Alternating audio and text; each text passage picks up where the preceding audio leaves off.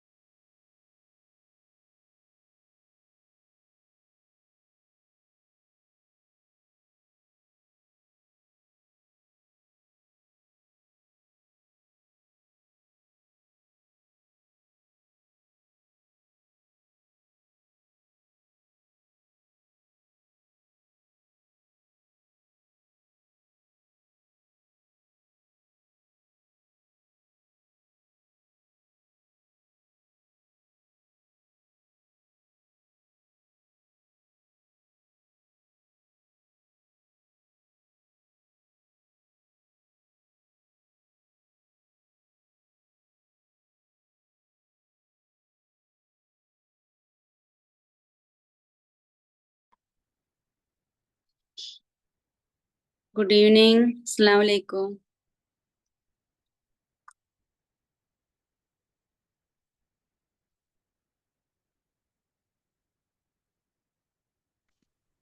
വലൈക്കും സ്സലാം വറഹ്മത്തുള്ളാഹി. എല്ലാരും വരുന്നുള്ളൂ അല്ലേ? എത്തിയില്ല. എത്തിയിട്ടില്ല തോന്നും. നമുക്ക് ക്യാമറ പോയിട്ടുണ്ട് കുറെ ആൾക്ക്. തുടങ്ങാനുള്ളവർ എത്തിയിട്ടില്ല. ഇല്ല.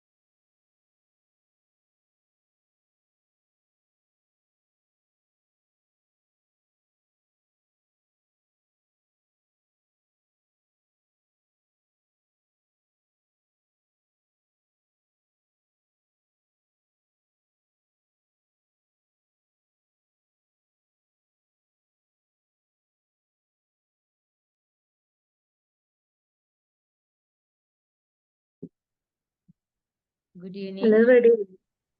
അസംബ്ലിക്ക് എല്ലാവരും എത്തിയിട്ടുണ്ടോ? എല്ലാരും എത്തിയിട്ടില്ലല്ലോ. ഷഫ്ന ഞാൻ എത്തിയിട്ടുണ്ട്. ഷഹന എല്ലാവരും ഉണ്ടെങ്കിൽ നിങ്ങൾ അസംബ്ലി സ്റ്റാർട്ട് ചെയ്തോളൂ. Good evening, everyone. I am here to present my mission in this assembly. I would like to introduce myself. My name is Shafna. I am from Tirur. First of all, പ്രയറിന് വേണ്ടിയിട്ട് സൈക്കോളജിസ്റ്റും LD സ്റ്റുഡൻറ്റുമായ ഷഹനയെ invite ചെയ്യാം. Hello, good evening. ഞാൻ camera on ആക്കാൻ പറ്റാത്തൊരു സിറ്റുവേഷനിലാണ്, അതാട്ടോ. നന്മരൂപിയായ ദൈവമേ, നീയാണ് ഞങ്ങളുടെ രക്ഷകൻ.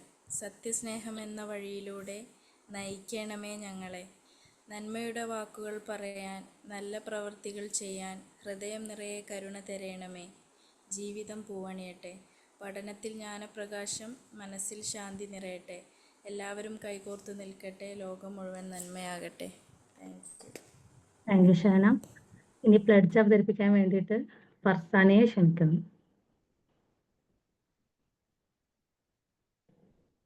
Farsana.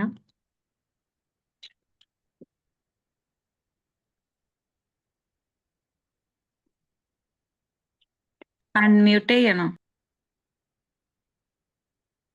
India is my country. All Indians are my brothers and sisters. I love my country and I am proud of its rich and varied heritage.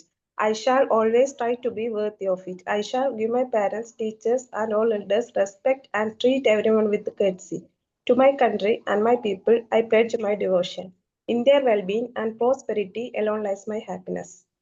Thank you. Thank you Farsana, well done. ഇന്ന് thought of the day അവതരിപ്പിക്കാൻ ഇന്ദിച്ചെമ്പി മാമിനെ ആദരപൂർവ്വം ക്ഷണിക്കുന്നു. Okay, thank you. Good evening, all. Today's thought is about willpower. Willpower is the bridge between thought and achievement. Strengthen it and you can conquer anything. നമുക്കറിയാം. അപ്പൊ അതിനെ hope the resonate, അതിന്റെ പ്രതിധ്വനിക്ക് വേണ്ടിയിട്ട് നമ്മൾ കാത്തിരിക്കാനുള്ളതാണ്. Will power നമ്മൾക്കറിയാം, ഇച്ഛാശക്തി എന്നുള്ളത് അത് ഒരു എന്തിന്റെ ഒരു ടേണിങ്, നമ്മളെ തോട്ട്സിന്റെ ഒക്കെ ടേൺ ചെയ്യണ ഒരു കീ ആണ് എന്ത് വിൽ പവർ എന്നുള്ളതാണ് പറയുന്നത്.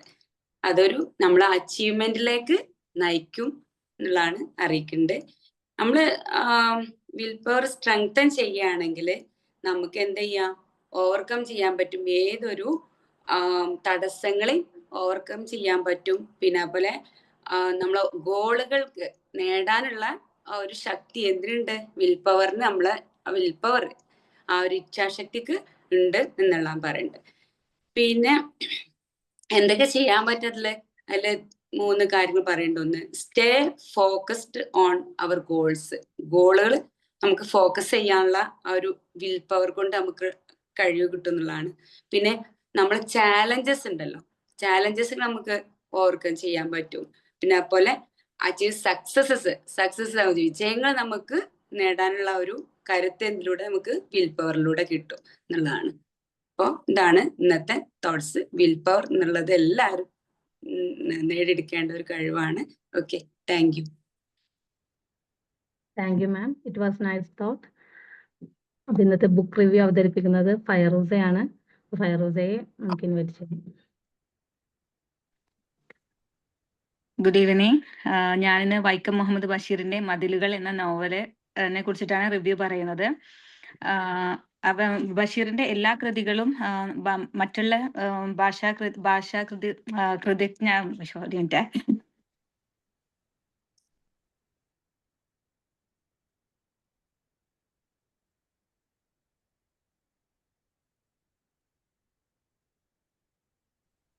ഒരു മിനിറ്റ്, കറണ്ട് പോയിട്ടോ.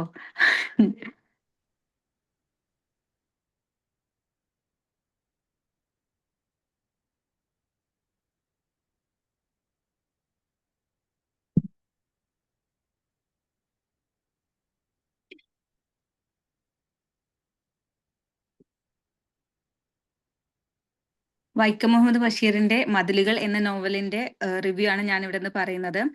ബഷീറിന്റെ എല്ലാ കൃതികളും തന്റേതായ ഭാഷാ ശൈലിയാണ് അദ്ദേഹം കൊണ്ടുവന്നിട്ടുള്ളത്.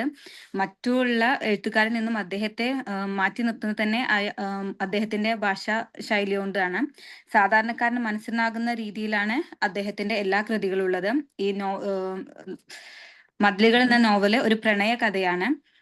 അത് എങ്ങനെയെന്ന് വെച്ചാല് ബഷീറിന്റെ ജീവിത അനുഭവത്തിലുള്ള ഒരു കഥ കൂടിയാണ് ഈ മതിലുകൾ എന്നിട്ടുള്ള ഈ നോവല് പറഞ്ഞിട്ടുള്ളത്. അതിൽ പറയുന്നത് സ്വാതന്ത്ര്യ സമര കാലഘട്ടങ്ങളിൽ ബ്രിട്ടീഷുകാർക്ക് എതിരെ സംസാരിച്ചതിനും ലേഖനങ്ങൾ എഴുതിയതിനും രാജ്യദ്രോഹ കുറ്റം ചുമത്തി അദ്ദേഹത്തെ ജയിലിൽ അടക്കപ്പെടുകയും ആ കാലഘട്ടത്തിൽ ജയിലിലുണ്ടായിരുന്ന അദ്ദേഹത്തിന്റെ പ്രണയ അനുഭവമാണ് നോവലിൽ പറയുന്നത്. ജയിലിൽ വെച്ച് ഒരുപാട് മുഖങ്ങളെ കണ്ടുമുട്ടുകയും പുതിയ സുഹൃബന്ധങ്ങൾ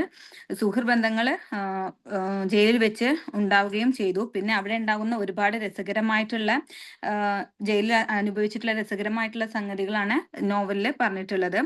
ചിരിക്കുവാൻ കിട്ടുന്ന ഒരു സന്ദർഭവും നമ്മൾ പാഴാക്കരുത് എന്നും ചിരി മനുഷ്യകുലത്തിന് മാത്രമുള്ള ഒരു അനുഗ്രഹമാണ് എന്നും ബഷീർ നമ്മെ ഈ കഥയിൽ നിന്ന് ഓർമ്മിപ്പിക്കുന്നുണ്ട്. ഒരു മതിലിന് അപ്പുറമുള്ള ജയിലില് ഒരു അന്തേവാസിയായിട്ടാണ് നാരായണിയെ ഈ നോവലിൽ നമുക്ക് ബഷീർ പരിചയപ്പെടുത്തി തരുന്നത്. ഒരു മതിലിന് അപ്പുറവും ഇപ്പുറവും നിന്നുകൊണ്ടുള്ള രണ്ട് മനുഷ്യരുടെ സംഭാഷണവും അവരിൽ ഉൾവലിഞ്ഞു വരുന്ന പ്രണയവുമാണ് ഈ നോവലിന്റെ ഉള്ളടക്കം വരുന്നത്.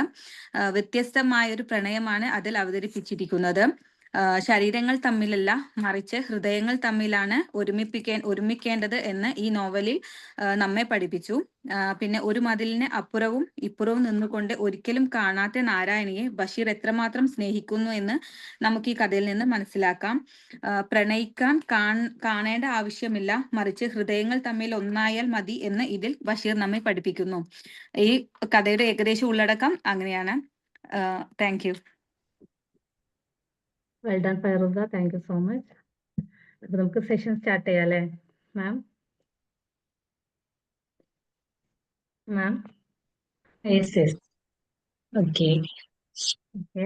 അപ്പൊ നമ്മുടെ ആദർശിലയായ consultant psychologist and family and child therapist Muzaina മാമിനെ ഹൃദയപൂർവ്വം ഈ സെഷനിലേക്ക് സ്വാഗതം ചെയ്യാണ്.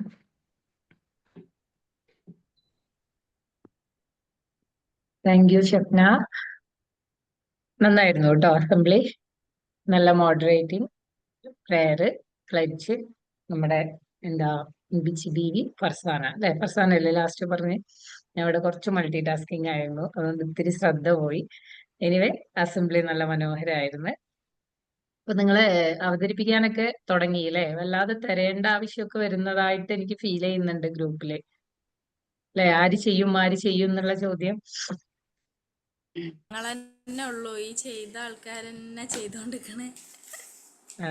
അതിന് ഇതിൽ ആരെങ്കിലൊക്കെ വേറെ ഒരുപാട് പേരുണ്ട്, പക്ഷെ എല്ലാവരും ജോയിൻ ചെയ്യാത്തത് കൊണ്ടാണ് നമുക്ക് ഇവിടുന്ന് ഡയറക്റ്റ് തരാൻ പറ്റാത്തത്. അല്ലെങ്കിൽ പിന്നെ പേരുകൾ അതിൽ നിന്ന് എടുത്തിടേണ്ടി വരും. ഇത്ര മനസ്സിലാക്കിയാൽ മതി നിങ്ങൾ. നമുക്ക് ലൈഫില് ഈ ഒബ്സ്റ്റക്കിളും ഓപ്പർച്യൂണിറ്റിയും തമ്മിലുള്ള ഡിഫറൻസ് എന്താണെന്ന് അറിയോ? ലൈഫിലെ തടസ്സങ്ങളും അവസരങ്ങളും തമ്മിലുള്ള ഡിഫറൻസ് എന്താണെന്നറിയോ?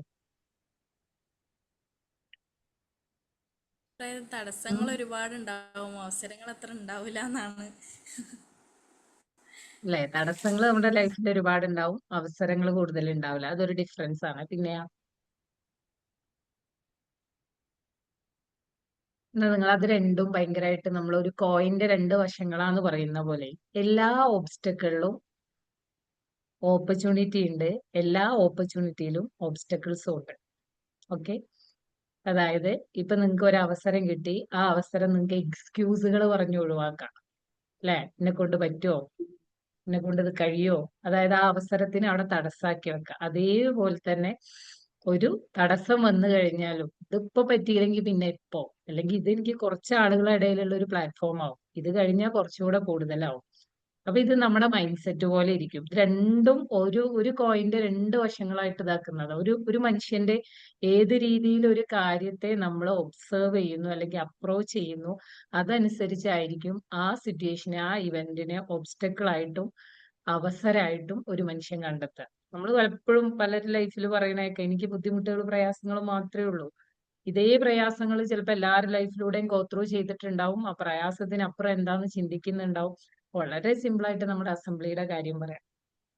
നമ്മൾ അസംബ്ലി സെറ്റ് ചെയ്തിരിക്കുന്ന ഒരിക്കലും നിങ്ങൾ ചെറിയ കുട്ടികളെ പോലെ പ്രെയർ ഒക്കെ പഠിച്ച് അല്ലെങ്കിൽ ഇങ്ങനെ അതിന്റെ കോണ്ടന്റ് നമ്മൾ ശ്രദ്ധിക്കുന്നേ ഇല്ല. നിങ്ങൾ എന്ത് പറയുന്നു എന്ന് ഇവിടെ ഇമ്പോർട്ടന്റേ ഇല്ല, നിങ്ങൾ എങ്ങനെ പറയുന്നു എന്നുള്ളതിനെ നമ്മൾ ഇത് കൊടുത്തിരിക്കുന്നത്. നമ്മുടെ ക്ലാസ്സുകൾ കഴിഞ്ഞ് പല കുട്ടികളും മൈക്ക് എടുക്കാത്തവർ മൈക്ക് എടുത്ത് അടിപൊളിയായിട്ട് സംസാരിക്കുന്നവരുണ്ട്. അല്ലെങ്കിൽ നാലാളോട് ക്യാമറ തുറന്ന് അല്ലെങ്കിൽ വോയിസ് ഇടാൻ മടിയുള്ളവര് ഒരു 1 ഇയർ കോഴ്സൊക്കെ കഴിഞ്ഞിട്ട് വളരെ ഫ്ലുവന്റ് ആയിട്ട് ഒരു ലിങ്കിങ് വേർഡ്സും ഇല്ലാത്ത സ്മൂത്ത് ആയിട്ട് സംസാരിക്കുന്നവരുണ്ട്. ഇങ്ങനെയൊക്കെ മാറ്റങ്ങൾ ഉണ്ടായിട്ടുള്ളത് ഒരു കൂട്ടർക്ക് മാത്രമേ ഉള്ളൂ, കണ്ടിന്യൂസ് ആയിട്ട് ഇടപെട്ടവർക്ക്. ഒരു ഇടപെടലും ഇല്ലാതെ എല്ലാ വീക്കിലും ഈ ക്ലാസ് വന്ന് കേൾക്കുകയാണെങ്കിൽ ഇതുപോലെ ഇൻഫർമേഷനും ക്ലാസ്സുകളും ചിലപ്പോൾ നിങ്ങൾക്ക് ഗൂഗിളിലോ ChatGPT-യിലോ യൂട്യൂബിലോ ഒക്കെ ടോപ്പിക്കിൽ അവൈലബിൾ ആണ്. പക്ഷെ അതിൽ നിന്ന് വ്യത്യസ്തമായിട്ട് നമുക്ക് കിട്ടുന്ന ഓരോ കാര്യങ്ങളും ഞാൻ ചെയ്തോളാം. നിങ്ങളുടെ ചിലരുടെങ്കിലും പേടി ഇതായിരിക്കും, എനിക്ക് പറയാൻ കഴിയും, എനിക്ക് കഴിയും. ഇതിൽ ആരാ ട്രെയിനേഴ്സ് ഉള്ളത്? വലിയ ട്രെയിനേഴ്സ് ആയിട്ട് ഇപ്പൊ ഞാൻ ഈ ക്ലാസ് എടുക്കുന്ന ഞാനും ട്രെയിനർ അല്ല. ഞാൻ എന്റെ വേല് സംസാരിക്കുന്നു, നിങ്ങൾ നിങ്ങളുടെ വേല് സംസാരിക്കുന്നു. ഇനി വലിയ ട്രെയിനർ നിങ്ങളെ മുന്നിൽ ഉണ്ടെങ്കിൽ തന്നെ അത് അയാളുടെ പ്രസന്റേഷൻ, നിങ്ങൾ പറയുന്നത് നിങ്ങളുടെ പ്രസന്റേഷൻ. അപ്പൊ ഇനി അങ്ങോട്ട് മാക്സിമം ഈ തോട്ടും ബുക്ക് റിവ്യൂ ഒക്കെ ഉണ്ടെങ്കിൽ നിങ്ങൾ എടുത്തോണ്ടോ. ഇത് എവിടെയെങ്കിലും നിങ്ങൾക്ക് യൂസ്ഫുൾ ആയിരിക്കും. നിങ്ങൾ വായിക്കാത്തവര് വെറുതെ യൂട്യൂബിലോ ഗൂഗിളിലൊക്കെ നോക്കി ചില ടോപ്പിക്കുകളുടെ എക്സ്പ്ലനേഷൻ നോക്കും. ഇതിന് മുന്നേ ഒന്നും ഇല്ലാത്ത ശീലങ്ങൾ അതൊക്കെ അല്ലേ. ഒരു തോട്ട് നിങ്ങൾക്ക് ഇവിടെ പ്രസന്റ് ചെയ്യണമെങ്കിൽ നിങ്ങൾ അതിനെ കുറിച്ച് പഠിക്കുന്നുണ്ട്. ഇത് എന്തുകൊണ്ടും നമ്മൾ എപ്പോഴും ഞാൻ എൻ്റെ എല്ലാ സ്റ്റുഡൻസിനോടും പറയുന്നതാണ്, നിങ്ങൾ പഠിക്കുമ്പോൾ നിങ്ങളുടെ പേഴ്സണൽ ഗ്രോത്ത് ഉണ്ടായിരിക്കണം. പേഴ്സണൽ ഗ്രോത്ത് ഉണ്ടായാൽ മാത്രമേ പ്രൊഫഷണൽ ഗ്രോത്ത് ഉണ്ടാവുള്ളൂ. നോളജ് അപ്ഡേഷൻ മാത്രം ചിന്തിക്കരുത്. നോളജ് അപ്ഡേറ്റ് ചെയ്യണമെങ്കിൽ കൂടെ സ്കില്ലും കൂടെ അപ്ഡേറ്റ് ചെയ്തുകൊണ്ടിരിക്കണം. അതുകൊണ്ട് എന്നെ കൊണ്ട് കഴിയൂല, എന്നെ കൊണ്ട് പറ്റൂല, ഈ ചിന്തകൾ വേണ്ടേനെ. കാരണം ആരും ഇപ്പൊ നിങ്ങൾ കാണുന്ന ഒരു ഇംപ്രവൈസ്ഡ് ആയിട്ടുള്ള വേർഷൻ ആയിട്ടല്ല ആദ്യം ഉണ്ടായിട്ടുള്ളത്. എല്ലാരും ഓരോ സ്റ്റെപ്പിലൂടെ പോയി വന്നിട്ടുള്ള ഒരാളാണ്. എനിക്ക് ഭയങ്കരമായ സ്റ്റേജ് ഫിയർ ഉള്ള ഒരാളായിരുന്നു. എങ്ങനെയാ സ്റ്റേജ് ഫിയർ മാറിയെന്ന് ചോദിച്ചാൽ എക്സ്പോഷർ കിട്ടിയിട്ടാണ്. സ്ഥിരമായിട്ട് ഈ എക്സ്പോഷർ കിട്ടി. പിന്നെ എന്റെ ഫിയർ ഉള്ളത് മറ്റുള്ളവർക്ക് അറിയില്ലായിരുന്നു. അത് ഞാൻ ആരോടും പറഞ്ഞിരുന്നില്ല. മാനേജ് ചെയ്ത് ഇപ്പൊ അങ്ങനെ ഒരു സംഭവം ഇല്ല. അപ്പൊ എക്സ്പോഷർ കിട്ടിയേ മാറുന്നതേ ഉള്ളൂ. ഇതെല്ലാം ഇനിയുള്ള അവസരങ്ങൾ മാക്സിമം, ഇനിയിപ്പോ നിങ്ങളോട് പറയുള്ള ആരും വരുന്നില്ലെങ്കിൽ നിങ്ങൾ ചെയ്തോ. നിങ്ങൾക്ക് ഇമ്പ്രൂവ് ചെയ്യാനുള്ള അവസരമല്ല, നിങ്ങൾക്ക് മാക്സിമം ഇമ്പ്രൂവ് ചെയ്യാനുള്ള അവസരം ഉണ്ട്. അത്ര കരുതി. നമുക്ക് ഇന്നത്തെ ക്ലാസ്സിലേക്ക് പോവാം. ഓക്കെ, നമ്മൾ ലേണിംഗ് തിയറിയുടെ കണ്ടിന്യൂഷനാണ് എടുക്കാൻ പോകുന്നത്. 2 ലേണിംഗ് തിയറി നിങ്ങൾ പഠിച്ചു അല്ലെ? ഏതൊക്കെ ലേണിംഗ് തിയറിയാ നിങ്ങൾ പഠിച്ചേ?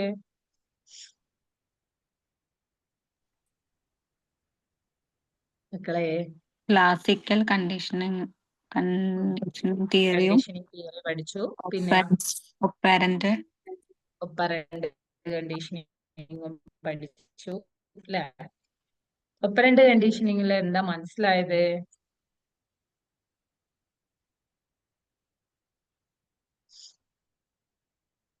പറഞ്ഞോ, തെറ്റിയവിടെ കുഴപ്പമില്ല. നിങ്ങൾക്ക് മനസ്സിലായത് മാത്രം ഉണ്ടെങ്കിൽ പറഞ്ഞാൽ മതി.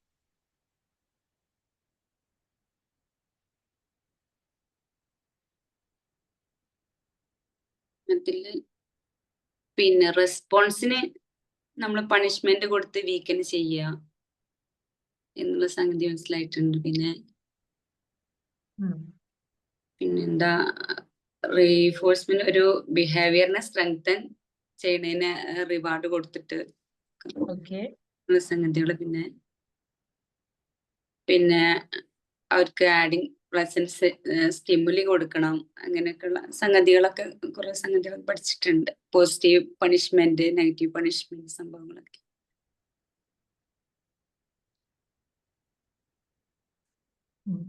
ഒപ്പറന്റ് കണ്ടീഷനിങ്ങില് ഒരു റിയൽ ലൈഫ് നിങ്ങൾക്ക് സ്ക്രീന് ഷെയർ ആവുന്നുണ്ടോ? ഇല്ല. ഓക്കെ, എനിക്ക് കാണുന്നില്ല.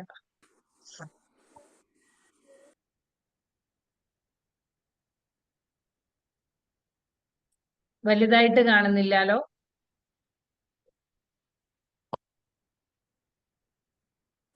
ഉണ്ടല്ലോ.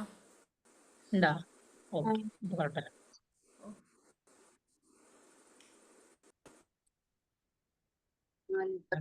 തുണി എന്നുള്ളതാ എനിക്ക് മനസ്സിലാവാത്തത്. എനിക്ക് സ്ക്രീനിൽ ക്ലാസ് എടുക്കാൻ കാണുന്നില്ല. ഓക്കെ, അപ്പൊ ഒപ്പറന്റ് കണ്ടീഷനിങ്ങിൽ എന്താ മനസ്സിലായത്? ചില റെസ്പോൺസിനെ നമുക്ക് സ്ട്രെങ്തൻ ചെയ്യാൻ കഴിയും, ചില റെസ്പോൺസിനെ നമുക്ക് വീക്കൻ ചെയ്യാൻ കഴിയുമെന്ന് ഒരു എലിയിലുള്ള എക്സ്പെരിമെന്റിലൂടെ നമുക്ക് മനസ്സിലായി അല്ലെ? ഈ ഒരു തിയറി നമ്മൾ എന്തിനാ പഠിച്ചേ? എന്തിനാ അത് മനസ്സിലാക്കിയേ?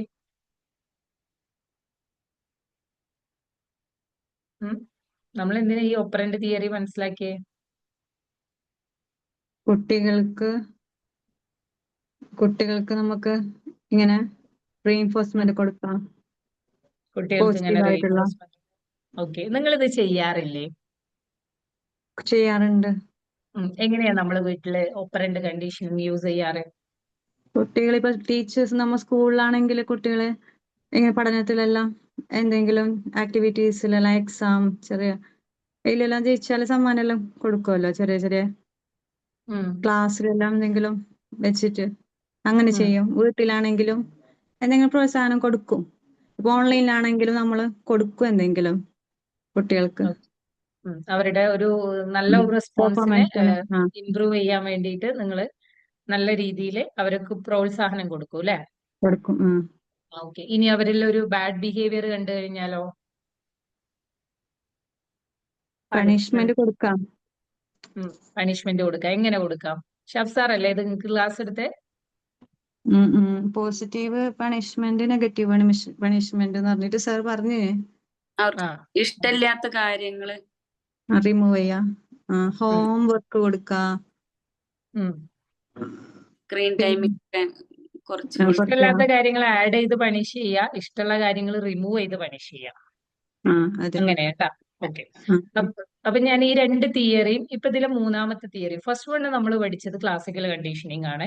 ഇത് അത് കഴിഞ്ഞിട്ട് ഓപ്പറന്റ് കണ്ടീഷനിങ് പഠിച്ചു. ഇതൊക്കെ എന്തിനാ പഠിച്ചു എന്ന് വെച്ചാൽ നമ്മുടെ മുന്നിൽ വരുന്ന ഒരു ക്ലയന്റില് എങ്ങനെയാണ് ഈ സ്വഭാവം രൂപപ്പെട്ടിട്ടുണ്ടാവുക എന്നൊരു ഗസ് നമുക്ക് വേണം.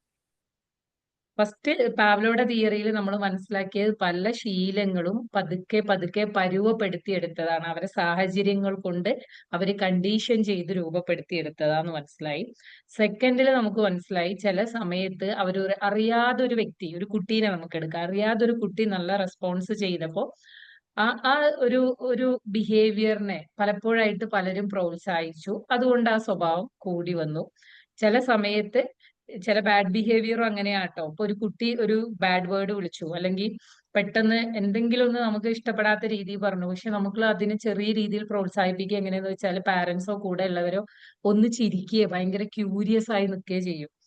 ഇതൊരു നിലക്ക് അവർക്കൊരു സപ്പോർട്ടാണ്, ഒരു റിവാർഡാ കിട്ടുന്നത്. അത് കാരണം ഇതിങ്ങനെ ബിഹേവിയർ കൂടും. പക്ഷെ അത് ബുദ്ധിമുട്ടാന്ന് തോന്നുമ്പോഴാണ് നമ്മൾ പണിഷ്മെന്റ് കൊടുക്കുക.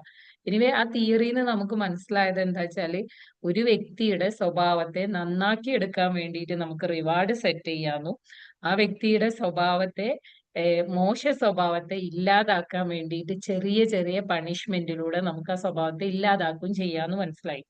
ഇനി മൂന്നാമതൊരു തിയറി പറയുന്നത് ഇവിടെ ആൽബർട്ട് ബന്ദൂറയുടെ സോഷ്യൽ ലേണിംഗ് തിയറിയാണ്. മൂന്നാമത്തെ തരത്തിലുള്ള ലേണിംഗ് ആ പറയുന്നത് കേട്ടോ. രണ്ടാമത്തെ തരത്തിൽ പറഞ്ഞത് എന്താ, അറിയാതെ റെസ്പോൺസ് ഉണ്ടായി, അതിനെപ്പോഴോ സപ്പോർട്ട് കിട്ടി, സോ അത് ബിഹേവിയർ ആയി. ഇനി ആൽബർട്ട് ബന്ദൂറയുടെ സോഷ്യൽ ലേണിംഗ് തിയറിയിൽ അദ്ദേഹം പറയുന്നത് എന്താന്ന് വെച്ചാൽ, ഇയാളൊരു APA എന്ന് കേട്ടിട്ടില്ലേ നിങ്ങള്? APA എന്ന് കേട്ടിട്ടുണ്ട്, അമേരിക്കൻ സൈക്യാട്രിക് അസോസിയേഷൻ എന്നുള്ളത്. കേട്ടില്ലെങ്കിൽ ഇനി കേൾക്കുക. നമ്മുടെ സൈക്കോളജിസ്റ്റുമാർക്ക് ഗൈഡ് ലൈൻ ആയിട്ട് രണ്ട് പുസ്തകങ്ങളെ ഇന്ന് ലോകത്ത് അവൈലബിൾ ആയുള്ളൂ. ഒന്ന് ICD, ഒന്ന് DSM ആണ്. ICD എന്ന് പറഞ്ഞാൽ international classification of disorders, DSM എന്ന് പറഞ്ഞാൽ diagnostic and International Classification of Disorders. ഇവിടെ സിറി കേട്ട് സിറി സംസാരം തുടങ്ങി. സിറിനോടാന്ന് കരുതിയിട്ട്. അപ്പൊ DSM എന്ന് പറഞ്ഞാൽ diagnostic and statistical manual of mental disorders. ഇത് നിങ്ങളൊന്ന് എക്സ്പാൻഷൻ പഠിക്കുക. ഈ രണ്ട് സംഭവങ്ങളെ നമുക്ക് സൈക്കോളജിസ്റ്റുമാർക്കും സൈക്യാട്രിസ്റ്റുമാർക്കും മെന്റൽ ഡിസോർഡേഴ്സിനെ കുറിച്ച് പഠിക്കാനുള്ള ഒരു ഗൈഡ് ലൈൻ ഉള്ളൂ. DSM, ICD, diagnostic and statistical manual of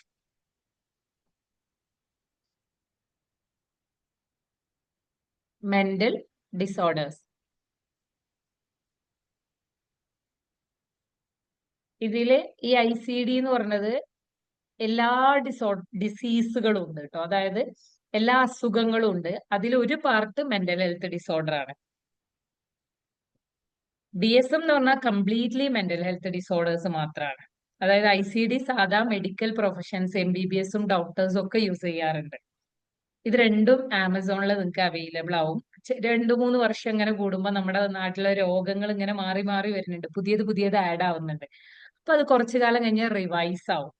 ഇപ്പൊ അവൈലബിൾ ആയിട്ടുള്ള ICD-11 ആണ്, ICD-11, DSM 5 ആണ് ഇപ്പൊ അവൈലബിൾ ആയിട്ടുള്ള വേർഷൻ. 5 എന്ന് പറയാൻ DSM 1 മുതൽ 5ാമത്തെ വേർഷൻ എത്തിയിട്ടുണ്ട്. ഏറ്റവും അപ്ഡേറ്റഡ് ചെയ്ത വേർഷൻ ആണ് നമ്മുടെ കയ്യിൽ ഉണ്ടായിരിക്കേണ്ടത്. കാരണം സാഹചര്യം മാറും, സിറ്റുവേഷൻ മാറും തോറും മെന്റൽ ഹെൽത്ത് ഡിസോർഡേഴ്സ് കൂടി വരുന്നുണ്ട്, പുതിയ ഡിസോർഡർ ആഡ് ചെയ്യപ്പെടുന്നുണ്ട്. അപ്പൊ അതൊക്കെ ഉള്ള പുതിയ വേർഷൻ ഇതാണ്, ആമസോണിൽ അവൈലബിൾ ആണ്. ICDക്ക് ഏകദേശം 300 സംതിങ് റേറ്റ് വരുന്നുള്ളൂ. DSMന് ചില സമയത്ത് 3000 റേറ്റ് വരാറുണ്ട്, ചില ഓഫർ സമയത്ത് 1000 സംതിങ്ങും ആവാറുണ്ട്. അത് നല്ല വലിയൊരു ബുക്കാണ്. ഇത് ഞാൻ എന്തിനാ പറഞ്ഞു എന്ന് വെച്ചാല് DSM പബ്ലിഷ് ചെയ്യുന്നത് അമേരിക്കൻ സൈക്യാട്രിക് അസോസിയേഷൻ എന്ന് പറഞ്ഞ ഒരു സംഘടനയാണ്. ഈ സംഘടനയുടെ കുറേ കാലത്തെ ഹെഡായിരുന്നു ഈ പറഞ്ഞ ആൽബർട്ട് ബന്ദൂര എന്ന് പറഞ്ഞ വ്യക്തി. ഇനി ആൽബർട്ട് ബന്ദൂര എന്തുകൊണ്ട് സോഷ്യൽ ലേണിംഗിലേക്ക്, വളരെ സിമ്പിൾ ആയിട്ട് സോഷ്യൽ ലേണിംഗ് തിയറി എന്താ പറയുന്നത്? ആൽബർട്ട് ബന്ദൂര പറയുന്നത് കുട്ടികൾ ഇമിറ്റേഷനിലൂടെയാണ് ലേൺ ചെയ്യുന്നത്. അതായത് ഒരു കുഞ്ഞ് ജനിച്ചു കഴിഞ്ഞാൽ ആ കുഞ്ഞിന്റെ ഫാമിലിയിൽ നിന്നും സൊസൈറ്റിയിൽ നിന്നും കുഞ്ഞിന് എക്സ്പോഷർ ഉള്ള മീഡിയകളിൽ നിന്നും ഇമിറ്റേറ്റ് ചെയ്തിട്ടാണ് ആ കുട്ടിയുടെ ബിഹേവിയർ രൂപപ്പെടുന്നത് എന്നുള്ളതാണ് ആൽബർട്ട് ബന്ദൂര പറഞ്ഞത്. ഓക്കെ, എങ്ങനെ ഈ തിയറിയുടെ ഒരു ഡെഫിനിഷൻ ഞാൻ പറഞ്ഞുതരാം. അതിനു മുന്നേ എങ്ങനെ ഈ തിയറിയിലേക്ക് വന്നു എന്നുള്ളത് പറഞ്ഞുതരാം. കനേഡിയനിൽ PhD, അതായത് കനേഡിയൻ സൈക്കോളജിസ്റ്റ് ആണ് ആൽബർട്ട് ബന്ദൂര. അദ്ദേഹം ഇതൊരു ഹിസ്റ്ററിക്ക് പുറത്തുള്ള ഈ തിയറിയിൽ ഇത് കൊടുത്തിട്ടുണ്ടോ എന്ന് എനിക്കറിയില്ല. കാനഡയിൽ PhD ചെയ്യുന്ന സമയത്ത് അയാളൊരു ഇൻസിഡന്റ്, റിയൽ ഇൻസിഡന്റ് ന്യൂസിൽ കേൾക്കുകയുണ്ടായി. അതായത് ആ റിയൽ ഇൻസിഡന്റ് എന്താന്ന് വെച്ചാൽ ഒരു സ്കൂൾ പഠിക്കുന്ന പയ്യൻ ഫ്രണ്ടിനെ ഒരു ഫോറസ്റ്റ് ഏരിയയിൽ വെച്ച് വെടിവെച്ച് കൊന്ന് ആ ഫ്രണ്ടിനെ വെട്ടി നുറുക്കി വേവിച്ചിട്ട് ആ വേവിച്ച വെള്ളം കുടിച്ചു. ഒരു കേസ് ഉണ്ടായ സമയത്ത് അതിന്റെ അന്വേഷണം പോയപ്പോഴാണ് സ്വന്തം ഫ്രണ്ടിനെ വെടിവെച്ച് കൊന്ന് കഷ്ണങ്ങളാക്കി നുറുക്കി വേവിച്ച് അതിന്റെ ആ ഒരു ദ്രാവകം ലിക്വിഡ് കഴിച്ചു. അതാണ്. അപ്പൊ ഭയങ്കരമായിട്ട് ഇയാൾ അത് പ്രൊവോക്ക് ചെയ്തു, എന്താണത് സംഭവിച്ചിരിക്കുന്നത് എന്ന്. കുറെ കാലങ്ങൾക്ക് മുൻപാണ്. അപ്പൊ ഇതിന്റെ എൻക്വയറി അന്വേഷണവും കാര്യങ്ങളൊക്കെ പോയപ്പോ അതുമായിട്ട് ഇയാൾ ജോയിൻ ചെയ്തപ്പോ ഈ കുട്ടി ഒരു ഇംഗ്ലീഷ് മൂവിന്ന് ഇൻസ്പയർഡ് ആയതാണ്. ഒരു ഇംഗ്ലീഷ് ഹൊറർ മൂവി ഉണ്ട്. ഈ ഹൊറർ മൂവിയിൽ ഇങ്ങനെ മനുഷ്യന്റെ ദ്രാവകം വേവിച്ച് എന്തോ ഒരു പാർട്സ് ഒക്കെ അതിന്റെ ദ്രാവകം കഴിച്ചു കഴിഞ്ഞാൽ സൂപ്പർ നാച്ചുറൽ പവർ, പറക്കാനുള്ള ശക്തി കിട്ടും എന്ന് ആ കുട്ടി കേട്ടിട്ടുണ്ട്. ആ കേട്ട കാര്യമാണ് കുട്ടി ഇമിറ്റേറ്റ് ചെയ്യാൻ തുടങ്ങിയത്. ഓക്കെ, ഈ ഒരു തിയറി എങ്ങനെ വന്നു, ഈ തിയറിയെ കുറിച്ചുള്ള എക്സ്പെരിമെന്റ് എവിടെ തുടങ്ങി എന്ന് ചോദിച്ചാൽ ഈ ഒരു ഇൻസിഡന്റ് മുതലാ സ്റ്റാർട്ട് ചെയ്തത്. അതായത് ഒരു മനുഷ്യന് നമുക്കൊന്നും അക്സെപ്റ്റ് ചെയ്യാൻ പറ്റാത്ത ഒരു ചിന്താഗതിയിലേക്ക് ആ കുട്ടി പോയത്. ആ കുട്ടി അവിടെ പോവാൻ കാരണം ഹൈലി ആ മൂവിയിലെ ആ സീനുകൾ ഇൻഫ്ലുവൻസ് ചെയ്ത് ഇൻസ്പയർഡ് ആയി പോയി ആ കുട്ടി. അതുകൊണ്ടാണ് അങ്ങനെ ആയത്. അപ്പൊ എന്താണ് കുട്ടികൾക്ക് സംഭവിക്കുന്നത്, എങ്ങനെയാണ് ഇങ്ങനെയുള്ള ഇത്രയും വയേർഡായിട്ടുള്ള കാര്യങ്ങളൊക്കെ ചെയ്യാൻ കഴിയുന്നത് എന്നുള്ള ഒരു കാര്യത്തിൽ നിന്നാണ്. അപ്പോൾ ഇയാൾക്ക് തെളിയിക്കേണ്ടത് ഇതായിരുന്നു. പലപ്പോഴും എന്തെന്നെ നമ്മൾ പഠിപ്പിച്ചു കൊടുത്താലും കുട്ടികൾ അവരുടെ സറൗണ്ടിങ്സിൽ കാണുന്നതും കേൾക്കുന്നതുമാണ് പഠിക്കുന്നത് എന്നുള്ളതാണ് ഇയാൾക്ക് തെളിയിക്കുന്നത്. നിങ്ങൾ ബോബോഡോൾ എക്സ്പെരിമെന്റ് എന്ന് പറഞ്ഞപ്പോ എന്താ പറയാ, സ്ക്രീന് മാറുന്നില്ലേ? ഉണ്ടല്ലോ, മാറുന്നുണ്ട് മാം. Okay okay. അപ്പൊ എക്സ്പെരിമെന്റ് ഉണ്ടാവും. പാവ്ലോ ക്ലാസിക്കൽ കണ്ടീഷനിങ്ങിൽ എന്തിലാണ് എക്സ്പെരിമെന്റ് നടത്തിയത്, പരീക്ഷണം നടത്തിയത്? നായ. ഡോഗില് അല്ലെ. ഒപ്പറന്റ് കണ്ടീഷനിങ്ങിൽ സ്കിന്നർ ആരില എക്സ്പെരിമെന്റ് നടത്തിയത്?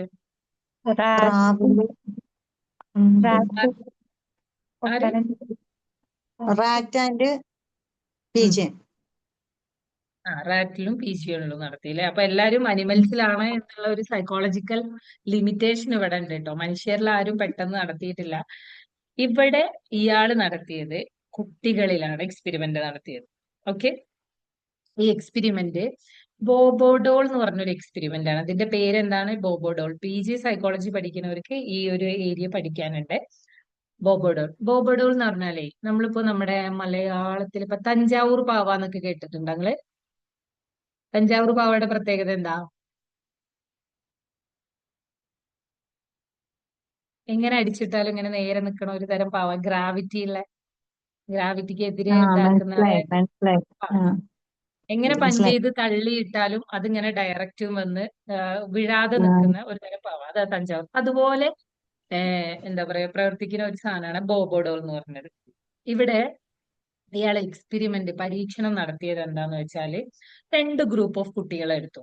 എന്നിട്ട് ഒരു ഗ്രൂപ്പ് ഓഫ് കുട്ടികളെ ഒരു മോഡലാക്കി എടുത്തിട്ട് എക്സ്പെരിമെന്റിന്റെ ഭാഗമായിട്ട് ഒരു ഡെമോ ക്ലാസ് ഇങ്ങനെ കൊടുത്തുകൊണ്ടിരുന്നു. അതായത് ഈ കുട്ടികൾക്ക് കാണാൻ വ്യൂ ചെയ്യാൻ കൊടുത്തത് എന്താന്ന് വെച്ചാൽ ഒരുപാട് കുട്ടികൾ ഈ ബ്ലോക്സ് വെച്ചിട്ട് ടോയ്സ് വെച്ചിട്ട് കളിക്കുന്ന ആ ഒരു കുട്ടികൾക്ക് ഏജ് അപ്രോപ്രിയേറ്റ് ആയിട്ട് ഒരുപാട് പേര് കളിക്കുന്നത് രസമായിട്ട് ചെയ്യുന്ന മാത്രം ഒരുപാട് ദിവസങ്ങളോളം ഒരേ കാര്യങ്ങൾ കാണിച്ചു കൊടുത്തുകൊണ്ടിരുന്നു. കാണിക്കുകയാണ് ആദ്യം ചെയ്തത്, മോഡൽ ചെയ്തു കൊടുത്തു.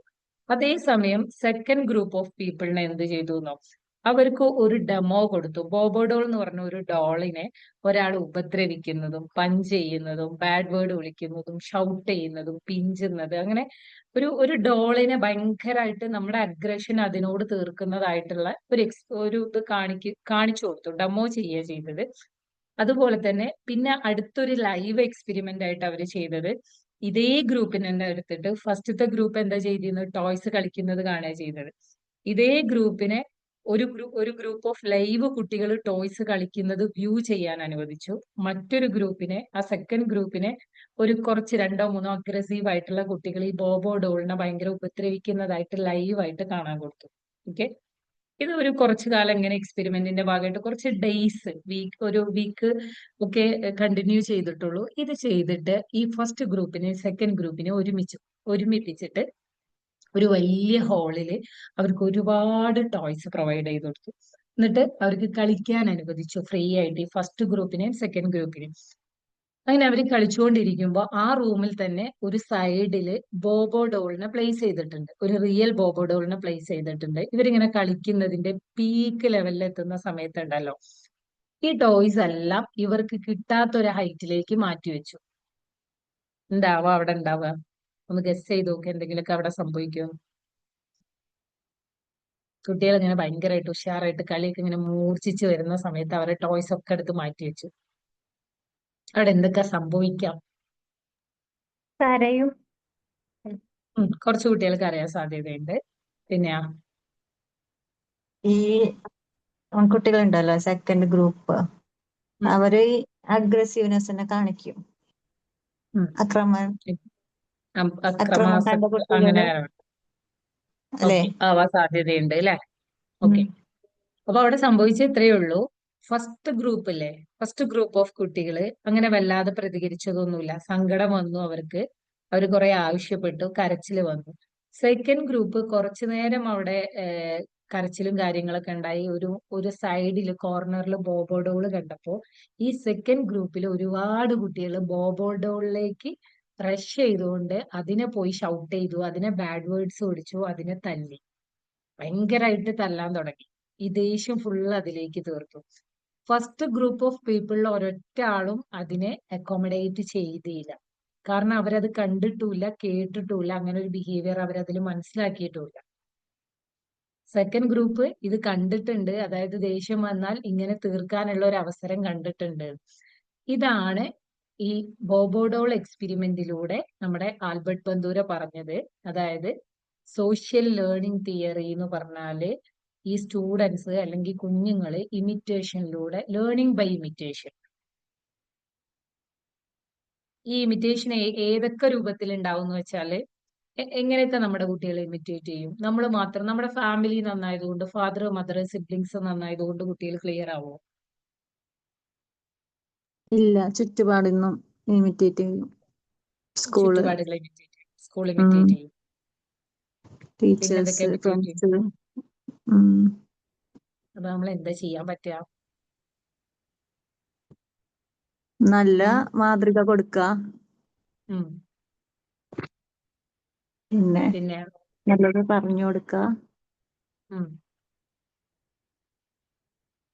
തിരുത്തി കൊടുക്കുക. എന്ത് തിരുത്തി കൊടുക്കുക? തെറ്റായ ഇത് പഠിച്ചത് ഇതിലൂടെ നമുക്ക് തെറ്റായ കാര്യങ്ങൾ തിരുത്തി കൊടുക്കുക. സംസാരത്തിന് വലിയ ഇമ്പോർട്ടൻസ് ഇല്ല കേട്ടോ. അതായത് നമ്മൾ കുറെ പറഞ്ഞു കൊടുക്കുന്നതില് സോഷ്യൽ ലേണിംഗ് തിയറിയിലൂടെ സൈക്കോളജിയിലേക്ക് ഇംപ്ലിമെന്റ് ചെയ്യുന്ന ഒരൊറ്റ കാര്യമുള്ളൂ, മോഡലിംഗ്. Learning through modelling. നമ്മൾ മോഡൽ ചെയ്തു കൊടുക്കുക. എങ്ങനെയാണ് അപ്പൊ നമ്മളോട് ഒരു സിമ്പിൾ എക്സാമ്പിൾ, നമ്മളെ കുട്ടികൾ നേരത്തെ എണീക്കണം, രാവിലെ എന്തെങ്കിലുമൊക്കെ പ്രൊഡക്റ്റീവായി ചെയ്യണം, കുറച്ചു നേരം വായിക്കണം, കുറച്ചു നേരം വർക്കൗട്ട് ചെയ്യണം, കുറച്ചു നേരം നല്ലത് എന്തെങ്കിലും ചെയ്യണം, ഇങ്ങനെയൊക്കെ ആഗ്രഹിച്ചിട്ട് നമ്മളിതിങ്ങനെ പറഞ്ഞുകൊണ്ടിരിക്കുക. ഇന്നും രാത്രി കുട്ടികളോട് പറയാ, നീ രാവിലെ എണീക്കുമ്പോൾ നേരത്തെ എണീക്കണം, പ്രയർ കഴിഞ്ഞിട്ട് വർക്കൗട്ട് ചെയ്യണം, വർക്കൗട്ട് കഴിഞ്ഞിട്ട് കുറച്ചു നേരം വായിക്കണം, എന്തെങ്കിലും ഒന്ന് വായിച്ചാൽ മതി. ഇങ്ങനെ മോട്ടിവേറ്റ് ചെയ്യാം. ഈ മോട്ടിവേഷൻ ചെയ്ത് നിങ്ങൾ കുഴഞ്ഞ 1-2 ദിവസം അവരത് ചെയ്യുക, അതിനൊരു കൺസിസ്റ്റൻസി ഉണ്ടാവില്ല.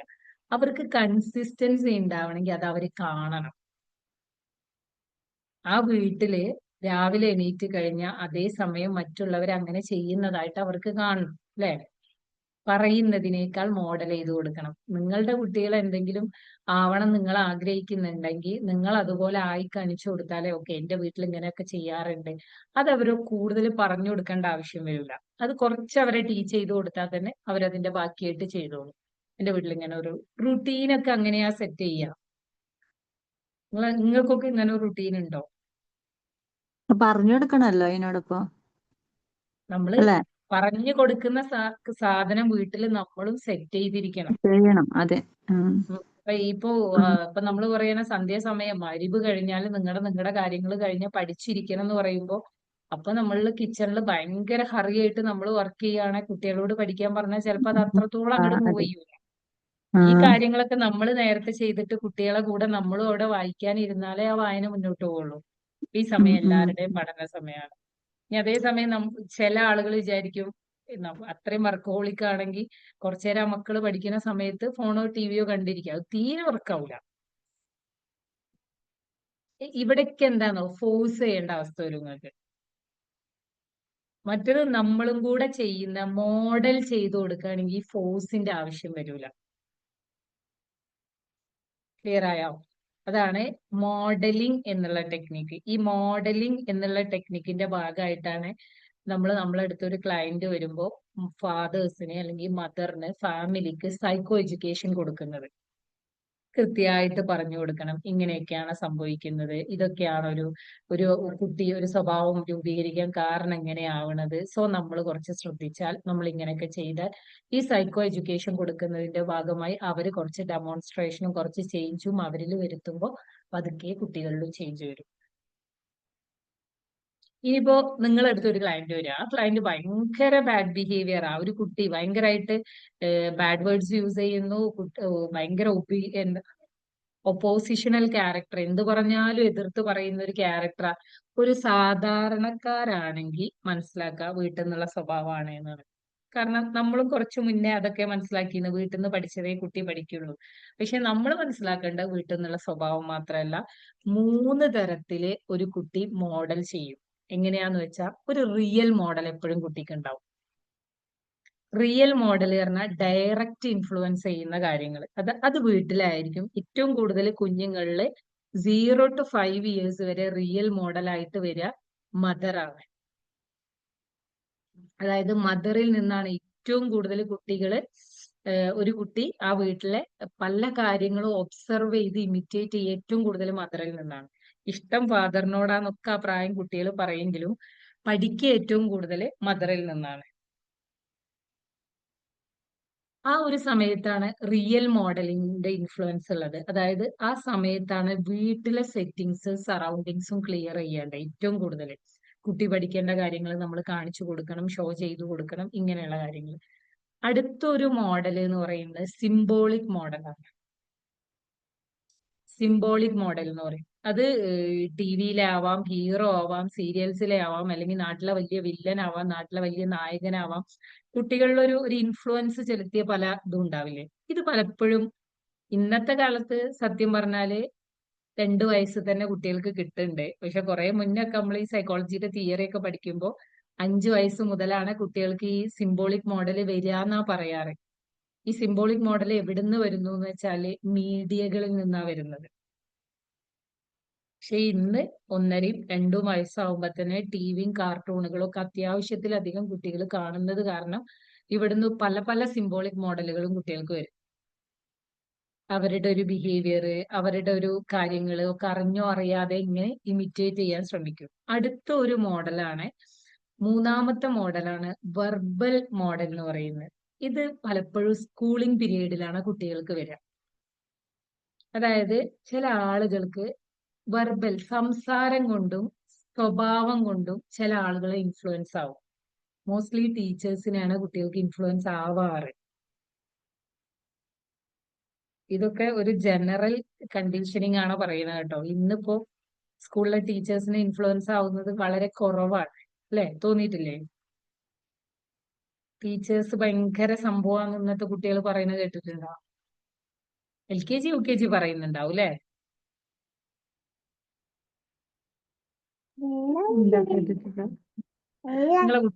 നിങ്ങൾക്ക് കുട്ടികളുള്ളവരെന്നല്ലേ? അതെ. ഒരു സ്കൂൾ കുട്ടികൾ ടീച്ചറെ കുറിച്ച് എന്താ പറയാറ്? ഒരു 3, 4, 5 ഇഷ്ടമില്ലാത്ത ക്ലാസ് ടീച്ചറാണെങ്കിൽ ഇഷ്ടമില്ലാന്ന് തന്നെ പറയും. ഇഷ്ടമില്ലാന്ന് തന്നെ അധികം പറയാറ്. സ്കൂളിൽ ഇഷ്ടമില്ലാത്തോണ്ട്. സ്കൂളിൽ ഇഷ്ടമല്ല, സ്കൂളിൽ പോവാൻ വരെ മടിയാവും. അങ്ങനെയൊക്കെ ഉണ്ട്. ഒരൊറ്റ ടീച്ചറോടുള്ള ഇഷ്ടക്കേട് അല്ലേ? ടീച്ചർ ഇഷ്ടമില്ലാത്തോണ്ടാണ് ആ വിഷയം തന്നെ പഠിക്കാത്തതെന്ന്. ഏതെങ്കിലും നിങ്ങളുടെ മക്കള് ഭയങ്കരമായിട്ടുള്ള ഒരു റോൾ മോഡൽ ടീച്ചറെ കുറിച്ച് പറയാറുണ്ടോ? ഒറ്റണം പറഞ്ഞില്ല. നിങ്ങൾ നിങ്ങളുടെ ചെറുപ്പകാലം നോക്കി നോക്കി. നിങ്ങൾക്ക് ചിലപ്പോ ടീച്ചേഴ്സിൽ റോൾ മോഡൽ ഉണ്ടായിരുന്നില്ലേ? ഈ ടീച്ചറെ പോലെ ആവണം, ഈ ടീച്ചർ എന്നെ മാറ്റിയിട്ടുണ്ട്. ഇമോഷണൽ അറ്റാച്ച്മെന്റ് ഉണ്ടാവും നമുക്ക് ആലോചിക്കുമ്പോ ചില ടീച്ചേഴ്സിനൊക്കെ. അപ്പൊ നമ്മളെ കുട്ടിക്ക് എന്താ പറ്റി? കുട്ടികളെ വല്ലാണ്ട് ടീച്ചേഴ്സ് മാറി. എന്നെ കൊണ്ട് പറ്റില്ല, എന്നെ കൊണ്ട് ഒന്നിനും പറ്റില്ല എന്ന് പറഞ്ഞാണ്ട് കുട്ടികളെ മാറ്റി നിർത്തുകയാണ് ഇപ്പൊ. ടീച്ചേഴ്സ് നല്ല ഈഗോയിസ്റ്റിക് ആട്ടോ. അത് വേറെ. ജനറേഷൻ മാറുന്നതിനനുസരിച്ച് ടീച്ചേഴ്സും മാറിയിട്ടുണ്ട്.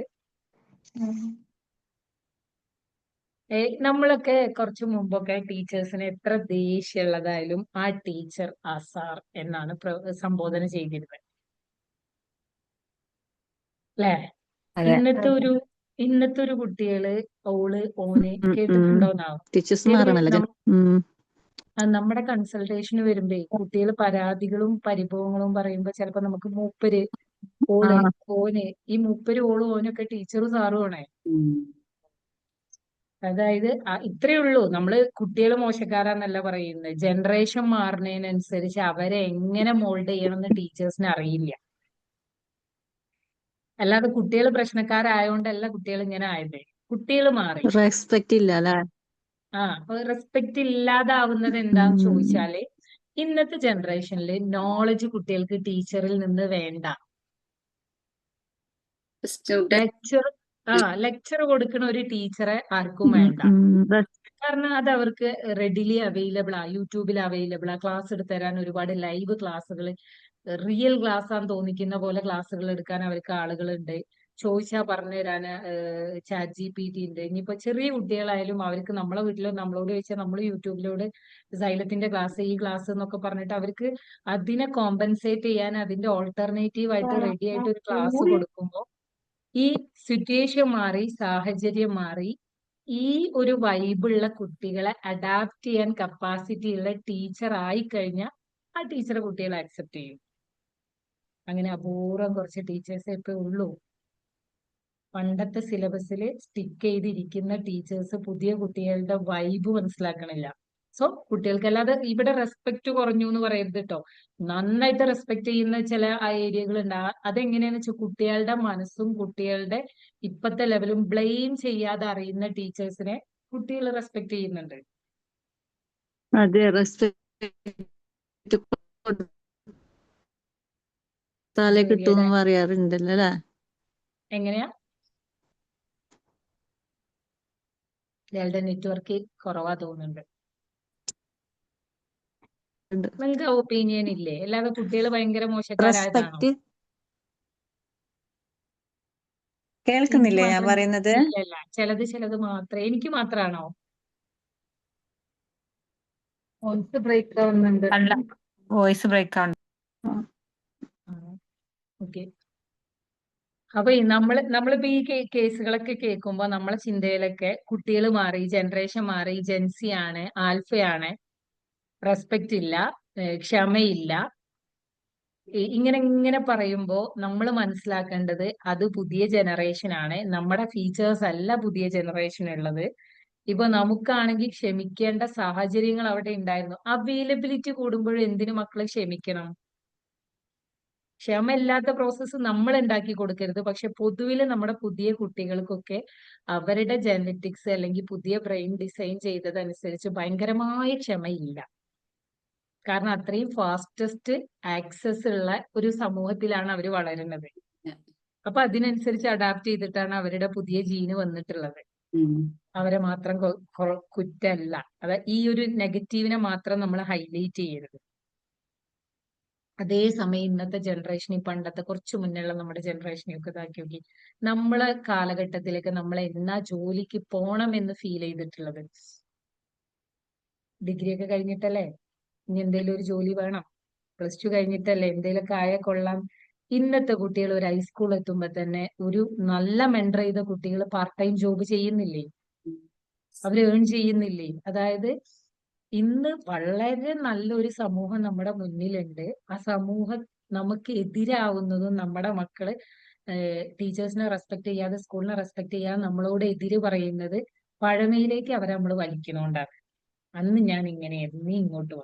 ഭയങ്കരമായ സൗകര്യങ്ങളുള്ള ഈ സാഹചര്യത്തിൽ നിന്ന് ഇനി ഒരിക്കലും അവർക്ക് വരാൻ സാധ്യതയില്ലാത്ത ഒരു സാഹചര്യത്തിലേക്ക് എന്തിനാ നമ്മൾ കൊണ്ടുപോകണം? ഈ സാഹചര്യത്തിൽ, ഈ സിറ്റുവേഷനിൽ എങ്ങനെ അഡാപ്റ്റ് ചെയ്യാം, അതിനു വേണ്ടിയാണ് അവരെ കാപ്പബിൾ ആക്കേണ്ടത്. ഫോണിന്റെ ഉപയോഗം വരെ അങ്ങനെയാട്ടോ.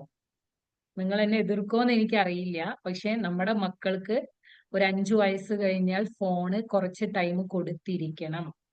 2-3 വയസ്സ് വരെ നിങ്ങൾ കൊടുക്കണ്ട. അവിടെ വിഷ്വൽ മെമ്മറി മക്കൾക്ക് ഇല്ല.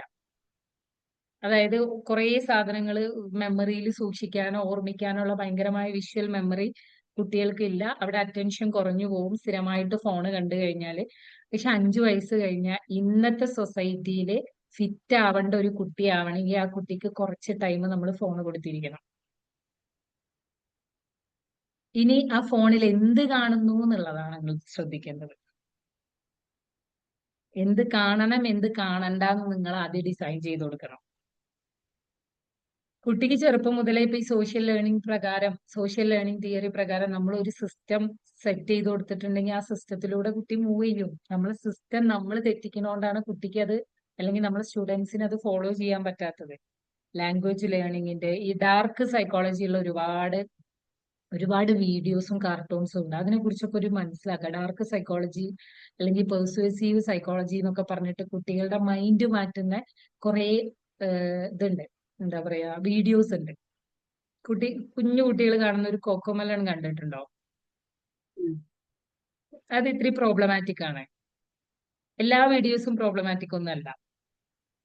കാരണം അതിൽ കളർ തീം, കളർഫുള്ള്, അത് ഭയങ്കര അട്രാക്റ്റ് ആക്കി ഡോപ്പമൈൻ കൂട്ടി അതിലേക്ക് തന്നെ വീണ്ടും വീണ്ടും കാണാനുള്ള ഒരു ടെൻഡൻസി അതിൽ കൊണ്ടുവരുന്നുണ്ട്.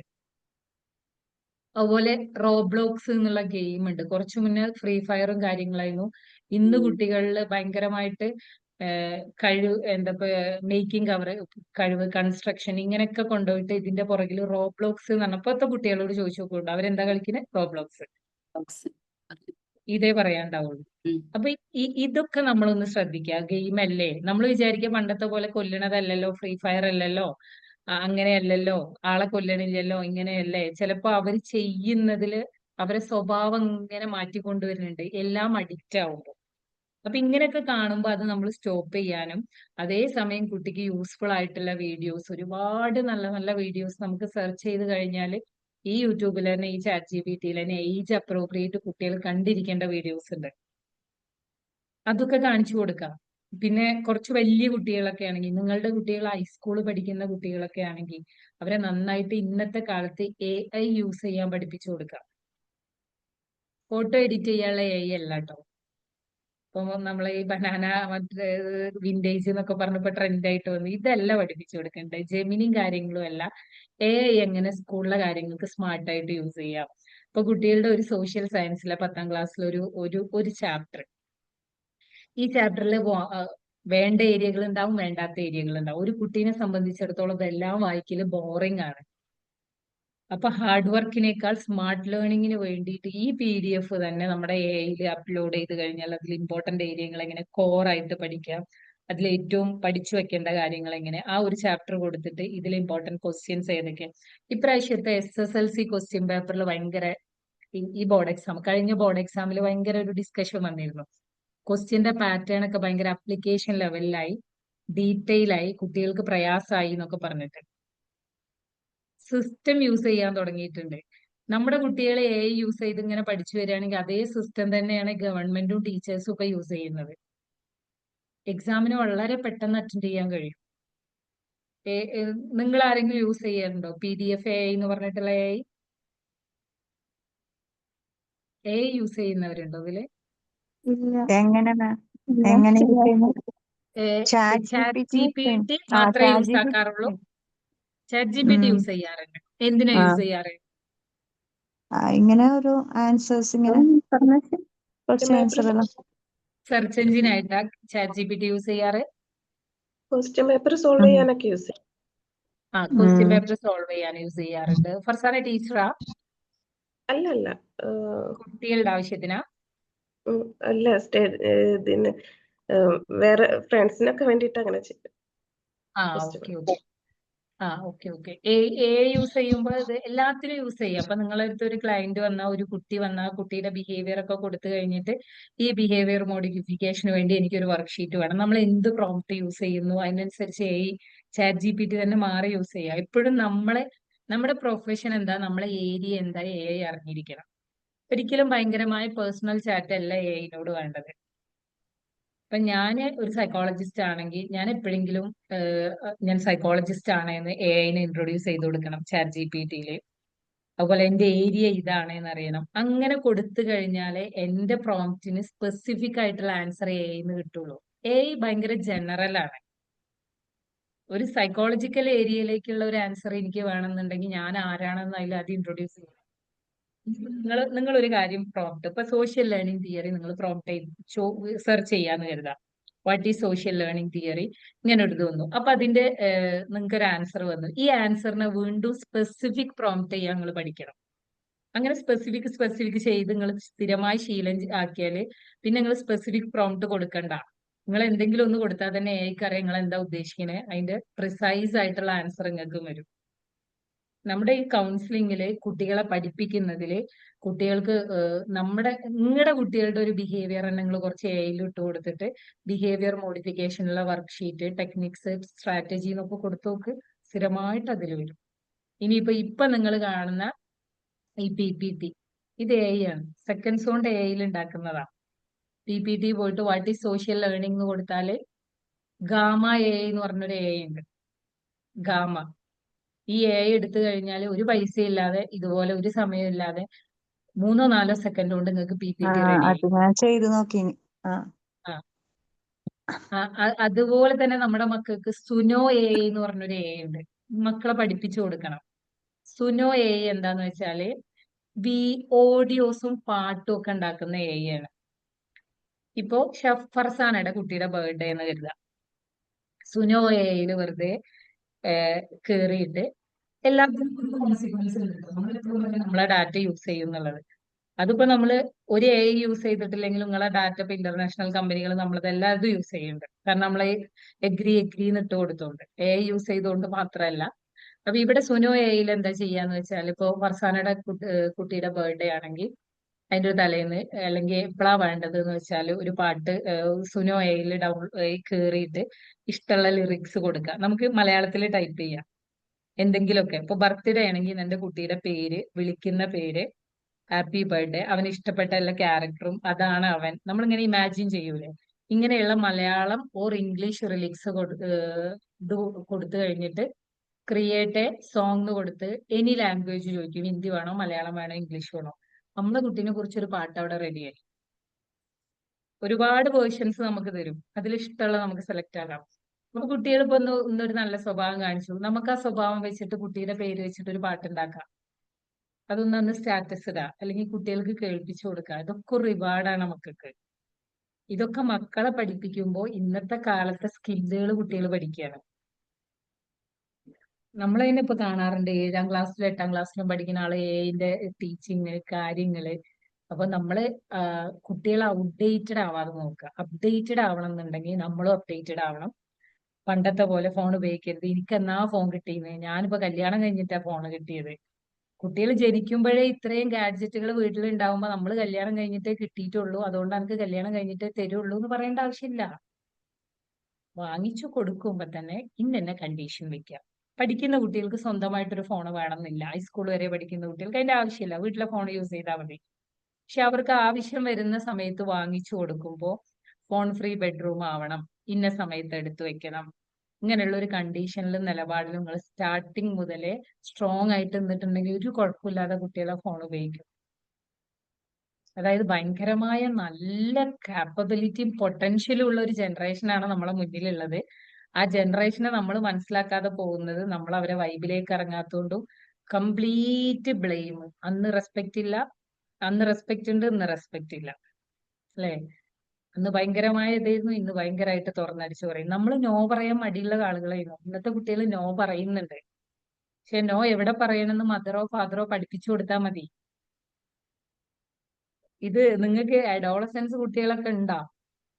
ഉണ്ട് മാം. ഞാൻ പറയാൻ ഇപ്പൊ വായെടുക്കുകയായിരുന്നു. എന്റെ മോളെ പാരന്റ്സ് മീറ്റിംഗിന് ഞാൻ പോയിരുന്നു. ക്ലാസ്സില് +1 പഠിക്കുന്നത്. ക്ലാസ്സിൽ ഒരു 60-70 എത്ര പിള്ളേരുണ്ട് തോന്നുന്നു.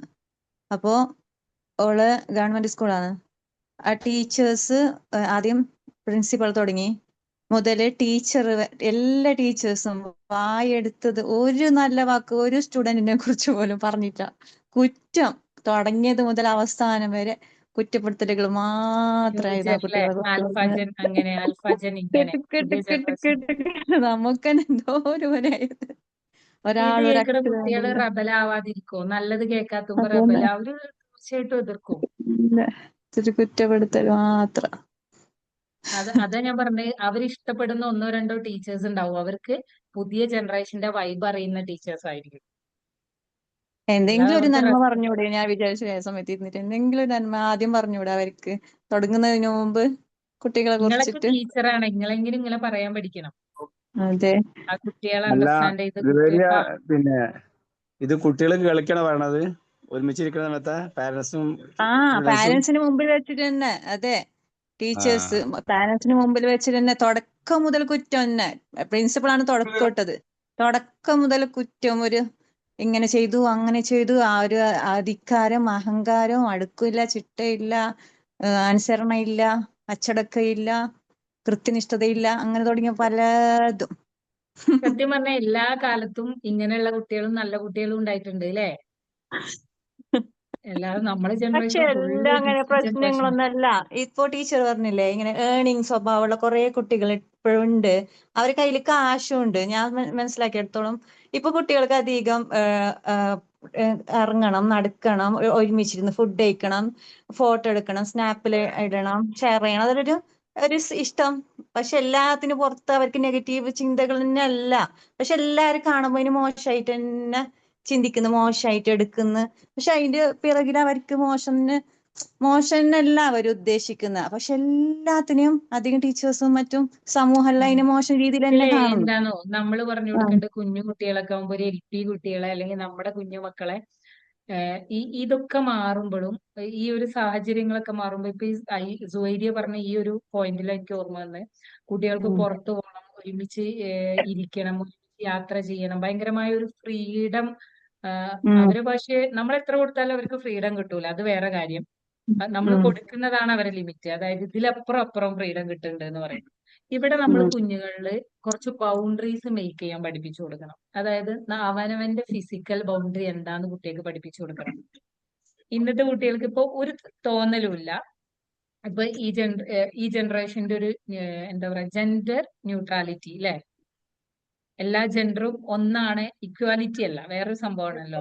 അതന്നെയല്ല അതിന്റെ ടേം, ന്യൂട്രൽ ആയിരിക്കുക എന്നുള്ളത്. എന്താ ആണും പെണ്ണും തമ്മിൽ വ്യത്യാസം? ഈ ഒരു ഇതുമായിട്ട് വന്ന ഒരു ചെറിയ കുട്ടികൾക്കുള്ള എന്താ ജെൻഡർ ന്യൂട്രാലിറ്റി, എന്താ ജെൻഡർ ഇക്വാലിറ്റി എന്നൊക്കെ അറിയാം. ബാക്കി കുറെ ആളുകൾ ട്രെൻഡിനൊപ്പാ പോണേ. അതായത് ഇപ്പൊ ഇങ്ങനെയൊക്കെയാണ്. അപ്പൊ നമ്മുടെ പഠിപ്പിച്ചു കൊടുക്കുന്ന സ്റ്റുഡൻസ് മുതൽ കുട്ടികൾ വരെ ആ കുട്ടികളിൽ ചെറുപ്പത്തിലെ ഫിസിക്കൽ ബൗണ്ടറി പഠിപ്പിച്ചു കൊടുക്കണം. നമ്മൾ നമ്മുടെ ശരീരത്തെ എങ്ങനെ ഫിസിക്കലി കീപ്പ് ചെയ്യുന്നു, അതായത് ഒരു ബൗണ്ടറി വെച്ചിട്ട് ഒരു ആൺ സുഹൃത്തിൽ നിന്നായാലും ഒരു കാമുകനിൽ നിന്നായാലും ഇപ്പൊ അവർക്ക് ഒരു റിലേഷൻഷിപ്പ് ഉള്ള ഒരാളിൽ നിന്നായാലും ബെസ്റ്റിയിൽ നിന്നായാലും നമ്മുടെ ശരീരത്തെ എങ്ങനെ ബൗണ്ടറി വെച്ച് കീപ്പ് ചെയ്യണമെന്ന് തുടക്കം മുതൽ പഠിപ്പിച്ചു കൊടുക്കണം. അല്ലാതെ ഒന്ന് പിടിച്ചു കരുതി ഒന്ന് തോളിട്ട് കരുതി അതിപ്പോ എല്ലാവരും ചെയ്യണല്ലേ എന്നുള്ളതിനേക്കാൾ നമ്മുടെ ശരീരത്തിന് നമ്മൾ കൊടുക്കേണ്ട റെസ്പെക്ട് പഠിപ്പിച്ചു കൊടുക്കണം, നമ്മുടെ പേഴ്സണൽ ബൗണ്ടറി പഠിപ്പിച്ചു കൊടുക്കണം. തൗഫീഖ് ഒന്ന് മ്യൂട്ട് ചെയ്യാം. അതുപോലെ കുട്ടികളിൽ ആദ്യം തൗഫീഖെ മ്യൂട്ട് ചെയ്യോ? ഞാൻ കയറി മ്യൂട്ട് ചെയ്ത് തരാം. ഓക്കെ. ഈ ഒരു സാധനേ നമ്മളെ ചെറിയ കുട്ടിയൊക്കെ പഠിപ്പിച്ചു കൊടുക്കണം. നിങ്ങളിത് പഠിപ്പിച്ചു കൊടുക്കാൻ പല പാരന്റ്സും പല ടീച്ചേഴ്സും എപ്പോഴാണ് തയ്യാറാവുകയെന്നോ, നമ്മൾ നല്ലോണം നമുക്ക് ബുദ്ധിമുട്ടായി തോന്നുക ഒരു അഡോളസന്റ് പീരീഡിലാണ്. വല്ലാതെ ഫ്രണ്ട്ഷിപ്പ് ഉണ്ടല്ലോ, വല്ലാതെ ആൺകുട്ടികളായിട്ട് അടുത്തിടപഴകുന്നുണ്ടല്ലോ, അവരടുത്തിരിക്കുന്നുണ്ടല്ലോ, അവർ മടി കിടക്കുന്നുണ്ടല്ലോ, ഈ തോന്നലൊക്കെ നമുക്ക് കുട്ടികൾ വലുതായി തോന്നുമ്പോഴാ തോന്നുക. അപ്പൊ തിരുത്താൻ പോയ ഒരു മക്കളും അനുസരിക്കൂല. തുടക്കത്തിലെ ഫിസിക്കൽ ബൗണ്ടറി എന്താണ്, ആരാണ് നമ്മുടെ ശരീരത്തിന്റെ അടുത്തേക്ക് വരേണ്ട ആളുകൾ, ആരാണ് നമ്മളെ ടച്ച് ചെയ്യേണ്ട ആളുകൾ, എന്താണ് പേഴ്സണൽ ബൗണ്ടറി, എന്താണ് ഡിജിറ്റൽ ബൗണ്ടറി, ഏതുവരെ നമ്മുടെ ഫോണുകൾ യൂസ് ചെയ്യണം, എന്താണ് നമ്മുടെ വർക്ക് പ്ലേസിലെ ബൗണ്ടറി, അതായത് ജോലി സ്ഥലത്തെ, ഇപ്പൊ ഒരു കുട്ടിയാണെങ്കിലും ഒരു സ്കൂൾ സ്ഥലത്തെ ബൗണ്ടറി എന്താണ്, റിലേറ്റീവ്സിന് എടുത്ത ബൗണ്ടറി എന്താ, ഈ ബൗണ്ടറി മേക്ക് ചെയ്യാൻ നമ്മൾ ചെറുപ്പത്തിലെ കുട്ടികൾ പഠിപ്പിച്ചു കൊടുക്കണം. ഇത് പഠിപ്പിച്ചിട്ടില്ലെങ്കിൽ ഈ പറഞ്ഞ പോലെ നമുക്ക് പലപ്പോഴും അതൊരു വേറെ ഒരു കോൺഫിഡൻസ് ആണ്. നമ്മുടെ ഫിസിക്കൽ ഹെൽത്ത്, നമ്മുടെ ശരീരം, ഫിസിക്കൊക്കെ എപ്പോഴും പ്രഷ്യസ് ആയി പ്യുവറായി കീപ്പ് ചെയ്യുക എന്നുള്ളത് വേറൊരു ഇതാണ്. ഇന്നത്തെ പല കുട്ടികൾക്കും ഈ ജനറേഷന്റെ ഫ്ലോയിൽ ഇങ്ങനെ പോകുമ്പോൾ ഇതിലുള്ള ഇമ്പോർട്ടൻസ് ഒന്നും അറിയില്ല. എന്താ ഇപ്പൊ കുഴപ്പം? അവര് സത്യത്തിൽ സുവൈര്യ പറഞ്ഞ പോലെ ഒരു തോട്ടും ഉണ്ടാവില്ല. പണ്ടത്തെ പോലെ അവൈലബിലിറ്റി കൂടുന്തോറും ചിന്തകൾ കുറഞ്ഞു വരും. പണ്ടൊരു ആൺകുട്ടിയും പെൺകുട്ടിയും അടുത്തിരിക്കാൻ അവസരം ഇല്ലാത്തുമ്പോ ഒരു ആൺകുട്ടീന്റെ അടുത്തിരിക്കുക പെൺകുട്ടീന്റെ അടുത്തിരിക്കുക എന്നുള്ളത് എപ്പോഴും ഒരു നെഗറ്റീവ് രീതിയിലാണ്. ഒന്ന് അടുത്തിരുന്നെങ്കിൽ, ഒന്ന് ടച്ച് ചെയ്തിരുന്നെങ്കിൽ, ഇങ്ങനെയുള്ള ചിന്തയെ പോവാ. ഇന്ന് അവിടെ അവൈലബിലിറ്റിക്ക് ഒരു കുറവുമില്ല. ഒരാളടുത്ത് പോയിരിക്കുക, ഒരാളടുത്ത് പോവാതിരിക്കുക, ഇത് ഭയങ്കരമായ ഒരു ഫ്രീഡം അവിടെ ഉണ്ടായതുകൊണ്ട് ചിലപ്പോ ബാഡ് ചിന്താഗതികൾ അവിടെ ഉണ്ടാവില്ല. എങ്കിലും ഇതല്ല, നമ്മുടെ കാര്യങ്ങൾ ശ്രദ്ധിക്കണം എന്നുള്ളത് ചെറുപ്പത്തിൽ കുട്ടികളെ പഠിപ്പിച്ചു കൊടുക്കണം. അത് പഠിപ്പിച്ചു കൊടുത്തിട്ടില്ലെങ്കിൽ പലപ്പോഴും അവർ പ്രശ്നങ്ങൾ ഉണ്ടായിട്ടാണ് ലാസ്റ്റ് ഇനി എന്താ ചെയ്യാന്ന് ചോദിക്കേണ്ടി വരിക. ആ ഒരു ടീച്ചർ ആവുമ്പോൾ എപ്പോഴും ബൗണ്ടറീസ് എങ്ങനെ മേക്ക് ചെയ്യണം നിങ്ങൾ പറഞ്ഞു കൊടുക്കണം. എവിടുന്ന് തുടങ്ങണം എന്ന് വെച്ചാൽ നമ്മള് കയ്യില് കാശ് ഉണ്ടാവുന്നുണ്ടല്ലോ, ഇവര് കയ്യിൽ ഇങ്ങനെ ക്രാഫ്റ്റ് അങ്ങനെ ഇങ്ങനെ സ്വന്തമായിട്ട് ഇങ്ങനെ ചെയ്ത് പിള്ളേരെ എടുത്തു വെക്കുന്ന കാശ് ഇവരെന്ത് ചെയ്യും, ഇങ്ങനെ സമയം കിട്ടുമ്പോ എന്തെങ്കിലും പ്ലാൻ ചെയ്യും, അങ്ങനെ എവിടെയെങ്കിലും പോവും. അതാണ് സാർമാർ അധികം കംപ്ലൈന്റ് പറയുന്നത്. ഇവര് പാരന്റ്സ് അറിയാതെ എവിടെയെങ്കിലും പോയി ഫുഡ് കഴിക്കും. ആ ബോയ്സിന്റെ കൂടെ അല്ല, ചിലപ്പോ ഈ ഗേൾസ് തന്നെ അവർ മാത്രമായിട്ട് പോയിട്ട് കഴിക്കും. പക്ഷെ ഇവരെന്തായിരിക്കും തെറ്റിദ്ധരിക്കും. സമയം ലേറ്റ് ആയിട്ട് വീട്ടിലേക്ക് എത്തിയാല് ഇവരെവിടെ പോയി എന്ന് നിങ്ങൾക്ക് എന്തറിയാന്നാണ് ഈ അധ്യാപകര് ചോദിക്കുന്നത്. സത്യം പറഞ്ഞാൽ എന്റെ മോൾ എന്നോട് പറയാറുണ്ട്, ഇങ്ങനെ ലേറ്റ് ആയിട്ട് വരും ഉമ്മ, ഞാൻ ഫ്രണ്ട്സിന്റെ കൂടെ കഴിച്ചു എന്ന് പറയും. ഞാൻ കുറച്ച് സമയം ലേറ്റ് ആയാൽ തന്നെ ഞാൻ ചൂടാവും. അപ്പൊ ഞാൻ സാറിന് വിളിക്കൂന്ന് പറയും. അതുകൊണ്ട് അവൾക്ക് എന്നോട് വിളിച്ച് പറയും. അപ്പോ ഇത് മോള് പറയും, ഇത് ഇങ്ങനെ പോയോ നിർബന്ധിച്ച് ഞാൻ പോയി കഴിച്ചു. ഞാൻ സപ്പോർട്ട് ചെയ്യല പോകുന്നതിനൊന്നും. പക്ഷെ ഈ കയ്യില് കാശുള്ളതുകൊണ്ട് ഈ കുട്ടികൾക്ക് ഇത് കൂടുതലാണ്, ഇങ്ങനെ പോയിട്ട് കഴിക്കുക, ഇങ്ങനെ പുറത്ത് പോവാ കഴിക്കുക, അങ്ങനെയുള്ള ചിന്ത. അപ്പൊ ഈ പോകുന്നത് നിങ്ങളെ കുട്ടികള് വീട്ടിലെത്തിയില്ലെങ്കിൽ മറ്റുള്ള പാരന്റ്സ് എല്ലാം ഇങ്ങനെ സ്കൂളിലേക്ക് വിളിക്കുന്നതും പ്രശ്നമാക്കുന്നതെല്ലാം ധാരാളം ഉണ്ടാവും, അങ്ങനത്തെ കംപ്ലൈന്റ്സ് എല്ലാം. അപ്പൊ ഈ ഈ ടീച്ചർക്ക് അപ്പൊ അവര് തെറ്റിദ്ധരിക്കുന്നു കുട്ടികളെ. ആ ബോയ്സിന്റെ ഒക്കെ പോയി അങ്ങനെ പോയി ഇങ്ങനെ പോയി, നിങ്ങൾക്ക് എന്തറിയാം അവരെവിടെ പോയി എന്ത് ചെയ്തു എന്നുള്ള രീതിയിലെല്ലാം. മനസ്സിലായോ? അങ്ങനെ കുറെ കാര്യങ്ങൾ. കുട്ടികൾ എങ്ങോട്ട് പോകണം എങ്ങോട്ട് പോണ്ടെന്നൊക്കെ അതൊക്കെ നമ്മളൊരു മോണിറ്ററിങ് വേണം. പക്ഷെ ഈ പെൺകുട്ടികളാണ് ഇപ്പോഴധിക പ്രശ്നക്കാരെന്നാണ് ടീച്ചേഴ്സ് എല്ലാം പറയുന്നത്. എനിക്ക് തോന്നുന്നത് ഈ പെൺകുട്ടികൾക്ക് പീരീഡ്സിന്റെ സമയത്തല്ല ഈ മൂഡ് സ്വിങ്സ് അങ്ങനെയുള്ള കാര്യങ്ങളെല്ലാം വരുന്നല്ലോ, അതൊന്നും മനസ്സിലാക്കുന്നില്ലല്ലോ ചില പാരന്റ്സും ടീച്ചേഴ്സെല്ലാം. എന്റെ മോളെല്ലാം ഞാൻ അതെല്ലാം മനസ്സിലാക്കിയിട്ടാണ് പെരുമാറാറ്. ആ സമയത്തെല്ലാം എന്തോ ഒരു മോശം സ്വഭാവം, ഭയങ്കര ദേഷ്യവും ഇത് കാണിക്കാറുണ്ട്. ഈ ടീനേജിനെ കൈകാര്യം ചെയ്യാറിയുന്നത് ഭയങ്കര കഷ്ടമുള്ള കാര്യം തന്നെ. എന്താ പറഞ്ഞാലും കുട്ടികളെ കൈകാര്യം ചെയ്യാന്നുള്ള തന്നെ ഒരു പ്രയാസമുള്ള കാര്യമാണ്. അത് കുട്ടികളെ ചെറുപ്പം മുതലേ നല്ല രീതിയിൽ കൈകാര്യം ചെയ്യുന്നതൊന്നും എന്റെ ഫസ്റ്റത്തെ മോളായതുകൊണ്ട് ആ പ്രായത്തിലുള്ള പിടിക്കാൻ കിട്ടില്ല. അതുകൊണ്ട് അതിന്റെ ഒരു പ്രശ്നമുണ്ട്. രണ്ടാമത്തെ മോനെ കിട്ടിയതുകൊണ്ട് അത്ര വലിയ പ്രശ്നമില്ല. മൂത്ത മോളെ അങ്ങനെ കിട്ടിയില്ല എനിക്ക്. അതുകൊണ്ട് കുറച്ച് പ്രയാസം വന്നിന്. എന്നാലും വലിയ അല്ലെ, ചെറിയ പ്രയാസമൊക്കെ നിങ്ങൾക്ക് പാരന്റിങ്ങിൽ വരണം, അപ്പോഴേ രസമുള്ളൂ. ഇരിക്കടാന്ന് പറഞ്ഞാൽ ഇരിക്കുക, നിക്കടാന്ന് പറഞ്ഞാൽ നിക്കുക, ഇങ്ങോട്ട് വാടാറ് ഇങ്ങോട്ട് വരിക. നിങ്ങൾ തന്നെ വിചാരിക്കും ഈ കുട്ടി എന്താ പൊട്ടനാന്ന്.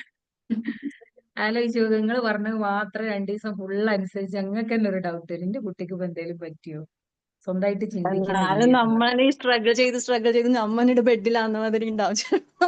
അല്ല, കുറച്ച് നമ്മുടെ കുട്ടികളുടെ മെന്റലി ഫിസിക്കലി അനുസരണക്കേടാണ് നമ്മളെ പഠിപ്പിക്കുന്നത്. ബെഡിലായി പോകും. നമ്മൾ എപ്പോഴും എന്താണോ, നമ്മൾ കൺസിസ്റ്റന്റ് ആവുക എന്ത് കാര്യത്തിലും. നോ പറഞ്ഞാൽ നോ, യെസ് പറഞ്ഞാൽ യെസ്, ഇത് എന്ന് പറഞ്ഞാൽ ഇത്, അത് പറഞ്ഞാൽ ഇത്. 20 മിനിറ്റ് പറഞ്ഞാൽ 20 മിനിറ്റ്, പോകണ്ടെന്ന് പറഞ്ഞാൽ പോകണ്ട. പിന്നെ അവിടെ എക്സ്ക്യൂസ് ഇല്ല. അവന്റെ അമ്മ വരുന്നുണ്ടടാ, അവന്റെ കുട്ടി വരുന്നുണ്ട്, അവരെ വിട്ടിട്ടുണ്ട്, ഇവരെ വിട്ടിട്ടുണ്ട്, ഇവള് വരെ ഉണ്ട്, ഞാൻ പോട്ടെ. നമ്മൾ ആദ്യം വേണ്ടാന്നാ പറഞ്ഞിട്ടുണ്ടെങ്കിൽ അത് വേണ്ട. ഈ എന്റെ അമ്മയുടെ അടുത്ത് ഇതേ നടക്കുള്ളൂ, എന്റെ ഫാദറിന്റെ അടുത്ത് ഇതേ നടക്കുള്ളൂ എന്നുണ്ടെങ്കിൽ പിന്നെ ഒന്നും ഉണ്ടാവില്ല. എന്നാൽ കംപ്ലീറ്റ് സ്ട്രിക്റ്റ് അല്ല, അവർക്ക് വേണ്ട കാര്യങ്ങളൊക്കെ. പിന്നെ നിങ്ങൾ ഒരു കാര്യം മനസ്സിലാക്കുക, കുട്ടികൾ നമ്മളെ ഇമോഷണലി ഡാമേജ് ചെയ്യും. സ്റ്റുഡൻസ് ആയാലും നമ്മുടെ മക്കളായാലും ആദ്യം നമ്മളെ ഇമോഷണലി തളർത്താൻ നോക്കും. അവർക്ക് കമ്പാരിസൺ ഇഷ്ടമല്ല, പക്ഷെ അവര് കമ്പയർ ചെയ്തുകൊണ്ടിരിക്കും നമ്മളെ. പാരന്റ്സിനെ തമ്മിൽ, അവരെ പാരന്റ് ഇങ്ങനല്ല, അവരെ പാരന്റ് ഇങ്ങനല്ല. നിങ്ങൾ അതിൽ വീഴരുത്. ഈ സൈക്കോളജി പഠിച്ച നിങ്ങളെങ്കിലും വിചാരിക്കുക, നിങ്ങൾ എത്ര, ഞാൻ പറഞ്ഞല്ലോ, എന്തൊക്കെ ഫ്രീഡം നിങ്ങൾ കൊടുത്തു. ഞാൻ ബെസ്റ്റ് എക്സാമ്പിൾ ആയിട്ട് എന്റെ മോളുടെ കാര്യം പറയും. അവള് +1 ആണ്. എല്ലാ ഫ്രീഡം ഞാൻ വിചാരിക്കുന്ന രീതിയിൽ അവളുടെ എല്ലാ കാര്യങ്ങളും അവളാ ചെയ്യുന്നത്. സ്കൂൾ ചേരല്, അഡ്മിഷൻ എടുക്കല്, എന്ത് കാര്യങ്ങളും ഒറ്റയ്ക്ക് പോവാ, ഒറ്റയ്ക്ക് വരാ. എന്നാലും ഒരു പോയിന്റിൽ ഞാൻ പറഞ്ഞ എന്റെ ഫ്രണ്ട്സിന്റെ അത്ര ഫ്രീഡം എനിക്കില്ല അമ്മ എന്ന് പറയും. ഉറപ്പാണ്. നിങ്ങൾ ഏതുവരെ അവിടെ കൊടുത്തത് അതിനപ്പുറമാണ് അവർ ആഗ്രഹിക്കുന്ന ഫ്രീഡം. അതെ, അപ്പൊ എത്ര കൊടുത്താലും അങ്ങനെ പറയല്. അത് ശരി അപ്പൊ തന്നെ. അത് കുട്ടികളുടെ വാക്കിൽ നിങ്ങൾ തളരരുത്. നിങ്ങൾക്ക് കൃത്യമായിട്ട് നിങ്ങളൊരു വിശ്വാസം ഉണ്ടെങ്കിൽ അത് നിങ്ങൾ സെറ്റ് ചെയ്യുക, അതുപോലെ പോവുക. ഈ സെറ്റിങ്സ് തന്നെ ഒരു കാര്യം മനസ്സിലാക്കുക, ഇപ്പോഴും നമ്മൾ കുട്ടികളെ അണ്ടർസ്റ്റാൻഡ് ചെയ്യണം. അത് സ്റ്റുഡൻസ് ആയാലും നമ്മുടെ മക്കളായാലും അവർ ഏത് രീതിയിലൂടെയാണ് ഗോ ത്രൂ ചെയ്യുന്നത്, ഓരോ ടൈമിലും എന്തൊക്കെ അവർക്ക് ഉണ്ടാവും, എന്തുകൊണ്ടാണ് അവരിങ്ങനെ ബിഹേവ് ചെയ്യുന്നത്, ഇത് അണ്ടർസ്റ്റാൻഡ് ചെയ്ത് കഴിഞ്ഞാൽ നമുക്ക് കുറെ ക്ലിയർ ആവും. എന്താ അപ്പൊ ഇങ്ങനെയൊക്കെ ഉണ്ടാവുന്നത്, ഇത് നോർമൽ അല്ലേ, അപ്പൊ ഞാൻ അബ്നോർമൽ ആവേണ്ടതുണ്ടോ, ഇത് കുറച്ച് കഴിഞ്ഞാൽ കൂളാവും എന്നുള്ള ഒരു ചിന്തയിലേക്ക് പോയാൽ മതി. ഓക്കെ, എന്നാൽ ഈ ബാക്കിലേക്ക് വാ. നമ്മുടെ ഈ തിയറിയിൽ 4 കോൺസെപ്റ്റ് പറയുന്നുണ്ട്. ഇപ്പൊ സോഷ്യൽ ലേണിംഗ് തിയറിയിൽ ഈ PPT ഞാൻ ഷെയർ ചെയ്ത് തരാം. നിങ്ങളെ ബുക്കിൽ ആകെ ഒരു 2 പാരഗ്രാഫ് ഉള്ളൂ സോഷ്യൽ ലേണിംഗ് തിയറി. നിങ്ങൾക്ക് എക്സാം ബേസിൽ അതേ പഠിക്കാനുള്ളൂ കേട്ടോ. പക്ഷെ ആപ്ലിക്കേഷൻ ലെവലിൽ ഇത്രയും കാര്യങ്ങൾ മനസ്സിലാക്കുക. അതായത് സോഷ്യൽ ലേണിംഗ് തിയറി നമ്മൾ പറഞ്ഞു ലേണിംഗ് ബൈ ഇമിറ്റേഷൻ ആണെന്ന് സോഷ്യൽ ബന്ദൂറ പറഞ്ഞു. സോഷ്യൽ ബന്ദൂറ നടത്തിയ എക്സ്പെരിമെന്റ് എന്തിലായിരുന്നു? ബോബഡോളിലായിരുന്നു. ഓക്കെ, അതിലൊരു 4 കോർ പ്രോസസ്സസ് പറയുന്നുണ്ട്. ഒന്ന് അറ്റൻഷൻ, അതായത് ബന്ദൂർ ഐഡന്റിഫൈ ചെയ്ത് 4 തരത്തിലുള്ള കൊഗ്നിറ്റീവ്, ബുദ്ധിപരമായ പ്രവർത്തനങ്ങളാണ് ഒരു വ്യക്തിയിൽ ഒരു സ്വഭാവം, ബിഹേവിയർ രൂപപ്പെടുമ്പോൾ ഉണ്ടാവുന്നത്. Attention, retention, reproduction, motivation. നിങ്ങൾക്ക് സ്ക്രീന് കാണുന്നുണ്ടല്ലോ? ഓക്കെ. കോർ 4 പ്രോസസ് എന്ന് പറയുന്ന ഫസ്റ്റ് വൺ അറ്റൻഷൻ ആണ്. എപ്പോഴും കുട്ടികള് എല്ലാ കാര്യങ്ങളും ഒന്നും നമ്മളിൽ നിന്ന് അവർ ഇമിറ്റേറ്റ് ചെയ്യുന്നില്ല, ഉണ്ടോ? നമ്മളെല്ലാം ചെയ്യുന്നത് അവർ ഇമിറ്റേറ്റ് ചെയ്യുന്നില്ല. അവർക്കൊരു അറ്റൻഷൻ കിട്ടിയത്, അതായത് ചില കാര്യങ്ങളിൽ അവർ ഫോക്കസ് കൊടുത്തു. ആ ഫോക്കസ് കൊടുത്ത കാര്യങ്ങള് അവർ റിട്ടൻഷൻ ചെയ്യാൻ നോക്കും. റിട്ടൻഷൻ എന്ന് പറഞ്ഞാൽ നിലനിർത്തുക.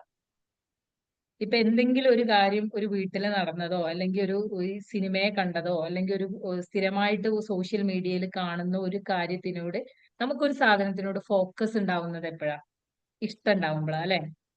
എല്ലാതും നമ്മൾ ഫോക്കസ് ചെയ്യൂല. നമ്മൾ ഡെയിലി കോടിക്കണക്കിന് അല്ലെങ്കിൽ ലക്ഷക്കണക്കിന് സാധനങ്ങൾ കാണുന്നു, കേൾക്കുന്നു. പക്ഷെ വളരെ ചെറിയ കാര്യങ്ങളെ നമ്മളെ മെമ്മറിയിലുള്ളൂ. നമ്മൾ ഫോക്കസ് കൊടുത്ത, അറ്റൻഷൻ കൊടുത്ത ഒരു കാര്യം മാത്രമേ നമ്മളെ മെമ്മറിയിലുള്ളൂ. അങ്ങനെ എപ്പോഴെങ്കിലും എന്തെങ്കിലും ഒരു കാര്യം ഇഷ്ടപ്പെട്ട് കഴിഞ്ഞാൽ അതിനോട് അറ്റൻഷൻ കൊടുക്കുന്നു. ഈ അറ്റൻഷൻ കൊടുത്ത കാര്യങ്ങൾ പിന്നെ റിട്ടൻഷൻ ആവുന്നു, അതായത് നിലനിർത്താൻ ശ്രമിക്കുന്നു. നമ്മുടെ ബ്രെയിന് നടക്കുന്ന പ്രോസസ് ആട്ടോ പറയുന്നത്. അപ്പൊ ഒരു ഇഷ്ടപ്പെട്ട വീഡിയോ എടുക്കാം നമുക്ക്. ഇപ്പൊ ഒരു പുതിയ തൊപ്പി എന്ന് പറഞ്ഞ ഇൻഫ്ലുവൻസർ ഇപ്പൊ അത്ര അങ്ങോട്ട് വല്ലാണ്ടായിട്ടില്ല. കുറച്ചു മുന്നേ കുട്ടികൾ വല്ലാതെ ഇൻഫ്ലുവൻസ് ചെയ്യുന്നുണ്ടായിരുന്നു. ഇപ്പൊ ഇൻഫ്ലുവൻസ് ഇത്തിരി കുറഞ്ഞിട്ടുണ്ട്. ഇപ്പൊ തൊപ്പി എന്ന് പറഞ്ഞ ഒരു ഇൻഫ്ലുവൻസറെ ചിലപ്പോ ബാഡ് വേർഡ്സ് വിളിക്കുന്നതും തുറന്നടിച്ച് പറയുന്നതും എന്തൊക്കെ, അതായത് ഒരു ബൗണ്ടറി ഇല്ലാതെ, ഒരു റെസ്ട്രിക്ഷനും ഇല്ലാതെ സംസാരിക്കുന്ന ആ ടോക്കിനെ ചെറിയ കുട്ടികൾ പെട്ടെന്ന് അറ്റൻഷൻ കൊടുക്കും. കാരണം അവർ ഇഷ്ടപ്പെടുന്നത് അതാണ്. ഇമ്പൾസീവ് ആയിട്ട് ബിഹേവ് ചെയ്യുക എന്നുള്ളത്. തെറ്റും ശരിയും നോക്കാതെ ഇങ്ങനെ ഇതിന്റെ രൂപത്തിൽ പ്രവർത്തിക്കുക എന്ന് പറയും നമ്മുടെ മനസ്സിൽ. അപ്പോ ഈ അറ്റൻഷൻ കൊടുത്തു കഴിഞ്ഞാൽ ആ ഇഷ്ടപ്പെട്ട സാധനത്തിന് പിന്നെ അവർ റിട്ടൻഷൻ കൊടുക്കും. വീണ്ടും വീണ്ടും കണ്ടിന്യൂസ് ആയിട്ട് കാണാനോ റിഹേഴ്സലോ ഇടക്കിടക്ക് അതുമായിട്ട് റിലേറ്റഡ് ആയിട്ടുള്ള കാര്യങ്ങളിലും ഇങ്ങനെ ബ്രെയിനിൽ ഇങ്ങനെ ശ്രദ്ധ കൂടുതൽ കൂടുതൽ കൊണ്ടുവരും. ഇങ്ങനെ ഒരു സാധനത്തിനോട് ഇഷ്ടപ്പെട്ട അറ്റൻഷൻ കൊടുത്ത് കൂടുതൽ ശ്രദ്ധ കൊടുത്താൽ അത് റീപ്രൊഡക്ഷൻ ചെയ്യാൻ ശ്രമിക്കും. അതായത് അത് അവരുടെ സ്വഭാവത്തിൽ കൊണ്ടുവരാൻ ശ്രമിക്കും. റീപ്രൊഡക്ഷൻ ചെയ്യാന്ന് പറഞ്ഞാല് the ability to replicate the observed behaviour through practice and refinement. സ്ഥിരമായിട്ട് കണ്ടതിന്റെ പേരിലോ എന്തെങ്കിലും ആ സ്വഭാവത്തെ അവര് റെപ്ലിക്കേറ്റ് ചെയ്യാൻ, ബിഹേവ് ചെയ്യാൻ നോക്കും. ഈ ബിഹേവിയർ, ഈ റീപ്രൊഡക്റ്റ് ചെയ്ത ബിഹേവിയർ മോട്ടിവേഷൻ കിട്ടുന്നതിലൂടെ സ്ഥിരമായിട്ടുള്ള ഒരു ബിഹേവിയർ ആവും. അതിന് കൃത്യമായിട്ടുള്ള മോട്ടിവേഷനും റിവാർഡും കിട്ടിയിട്ടില്ല എങ്കിൽ, അതായത് അവിടെ നടക്കുന്നത് മെന്ററിങ് ആട്ടോ, ഗൈഡിങ് ആണ്. ടീച്ചേഴ്സിന്റെ ഭാഗത്തു നിന്നായാലും പാരന്റ്സിന്റെ ഭാഗത്തു നിന്നായാലും ഒരു കുട്ടി ഒരു ബാഡ് ബിഹേവിയർ അറ്റൻഡ് ചെയ്തിട്ടുണ്ട്, ശ്രദ്ധ കൂടുതൽ അതിലേക്ക് വന്നിട്ടുണ്ട്, ആ സ്വഭാവം ഇമിറ്റേറ്റ് ചെയ്യാൻ ശ്രമിക്കുന്നുണ്ട്, ഇമിറ്റേറ്റ് ചെയ്യുന്നുണ്ട്. ബാക്കി മോട്ടിവേഷനിലൂടെയാണ് സ്വഭാവത്തെ കൺസിസ്റ്റന്റ് ആയി മാറുന്നത്. ഈ മോട്ടിവേഷൻ നിങ്ങൾ കൊടുക്കണം എന്നില്ല കേട്ടോ. ഒരു കാര്യം ചെയ്യുമ്പോൾ കുട്ടികൾ റെക്കഗ്നൈസ് ചെയ്തു എന്ന് തോന്നിയാൽ അവർ മോട്ടിവേറ്റഡ് ആയി. അറിയപ്പെട്ടു എന്ന് തോന്നിയാൽ അവർ മോട്ടിവേറ്റഡ് ആയി. ഞാൻ പറയാം, ഒരു നല്ല ഒരു പഠിക്കാൻ കഴിയാത്ത കുട്ടി, നിങ്ങൾ LD കുട്ടികളാണല്ലോ എടുക്കാം. പഠിക്കാൻ കഴിയാത്തൊരു കുട്ടി ഏകദേശം ഒരു LP പീരീഡ് കഴിഞ്ഞ് UP ടു ഹൈസ്കൂൾ വരെ എവിടെ റെക്കഗ്നൈസ് ചെയ്യപ്പെടുന്നില്ല. ഉണ്ടാവും പഠിക്കാൻ പറ്റാത്ത കുട്ടി, റെക്കഗ്നൈസ് ചെയ്യപ്പെടുന്നില്ല മാത്രമല്ല എല്ലായിടത്തും ബാക്ക്വേർഡ് ആയി പോണുണ്ട്. എല്ലാരും പോലെ പഠിക്കാത്തതുകൊണ്ട് എവിടെ ഒരു അപ്രീസിയേഷൻ കിട്ടുന്നില്ല. ചിലപ്പോ എനിക്ക് അത്രയൊന്നും എല്ലാരെയും പോലെ കഴിവില്ലല്ലോ, ബുദ്ധി ഇല്ലല്ലോ, ഞാനെന്താ എഫേർട്ട് എടുത്തിട്ട്. പിന്നെ ഇങ്ങനെ പൊതുവെ നമ്മുടെയൊക്കെ ഡയലോഗ് ശ്രദ്ധിക്കാഞ്ഞിട്ടാണ്, ഇരിക്കാഞ്ഞിട്ടാണ്, ശ്രദ്ധ കൊടുത്താൽ മതി, ക്ലാസ്സിൽ ഇരുന്നാൽ മതി, എന്നും വന്നാൽ മതി.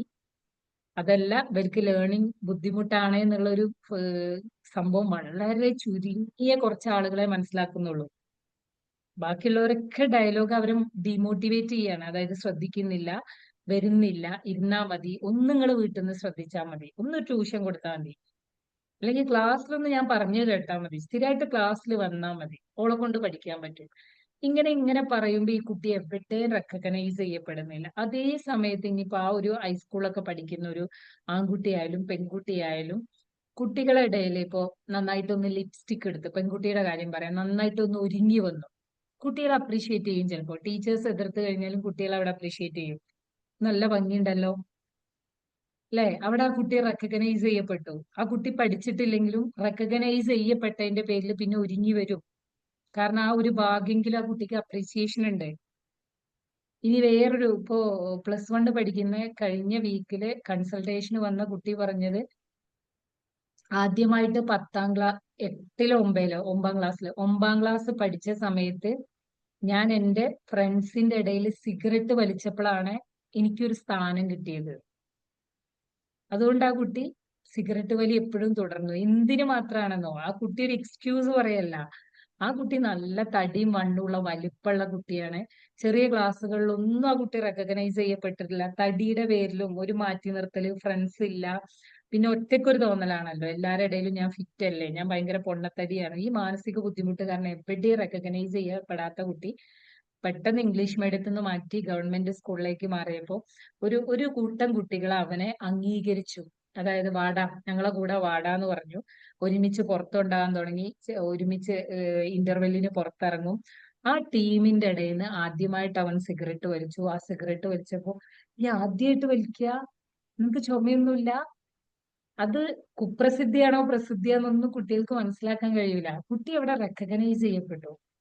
എന്നോട് പറയാ, അതിനുശേഷം എനിക്ക് ഭയങ്കര ഒരു ഹരാണ് ഈ ടീമിന്റെ കൂടെ നടക്കാൻ. എനിക്ക് പലപ്പോഴും തോന്നിയിട്ടുണ്ട് ഇത് തെറ്റല്ലേ. പക്ഷെ എവിടെയും എന്നെ അംഗീകരിക്കാറില്ല. എന്റെ വീട്ടിൽ ഞാൻ പഠിക്കാത്തവനാണ്, ഞാൻ ശ്രദ്ധിക്കാത്തവനാണ്, ഞാൻ ഉഷാറില്ലാത്തവനാണ്. അതായത് എല്ലാവരുടെ ഇടയിലും നല്ലോണം വർത്താനം പറയില്ല, തിരി ഇൻട്രോവേർട്ടാ കുട്ടി. പക്ഷെ ഈ ഒരു ഇവൻ പറയുന്നത്, എന്റെ വീട്ടുകാർ പറഞ്ഞ ബാഡ് എന്ന് പറഞ്ഞ ഈ ഗ്യാങ്ങിനിടയിൽ വരുമ്പോ ഞാൻ ഭയങ്കരമായിട്ട് റെക്കഗ്നൈസ് ചെയ്യപ്പെടുന്നുണ്ട്. അപ്പൊ ആ റെക്കഗ്നീഷൻ ആ കുട്ടിക്ക് ഒരു മോട്ടിവേഷൻ ആയി. അപ്പൊ എപ്പോഴും മോട്ടിവേഷൻ എന്ന് പറയുന്നത് എടാ ഈ അങ്ങനെ ചെയ്യണം ഇങ്ങനെ ചെയ്യണം വെർബൽ മോട്ടിവേഷൻ മാത്രമല്ല, നമ്മളെ നെഗ്ലിജൻസും കുട്ടികൾക്ക് ചിലപ്പോൾ മോട്ടിവേഷൻ ആവും, നമ്മളെ അശ്രദ്ധ കുട്ടികൾക്ക് മോട്ടിവേഷൻ ആവും. അങ്ങനെ മോട്ടിവേഷൻ ആയ ആ കുട്ടി ആ സ്വഭാവത്തെ ഇങ്ങനെ അത് നല്ലതാണെങ്കിൽ നല്ലത്, ചീത്തയാണെങ്കിൽ ചീത്ത. ഈ ഒരു പ്രോസസ്സ് നല്ല ബിഹേവിയർ ആയാലും ബാഡ് ബിഹേവിയർ ആയാലും ഇത് തന്നെ സംഭവിക്കുന്നത് കേട്ടോ.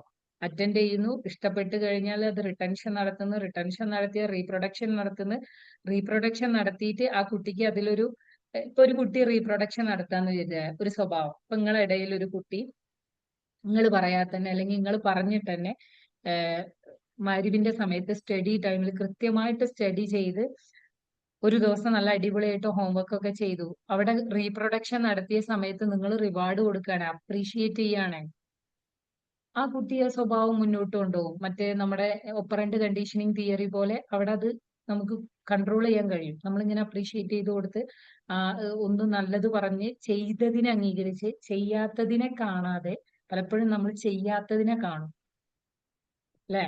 അതിപ്പോ നിങ്ങൾ നല്ല കേട്ടോ, ഇത്രയും കാലം സൈക്കോളജി പഠിച്ച് ഞാനും പലപ്പോഴും ചെയ്യാത്തതിനെ കാണാം. അത് നമ്മുടെ മെമ്മറിയുടെ പ്രത്യേകതയാണ്.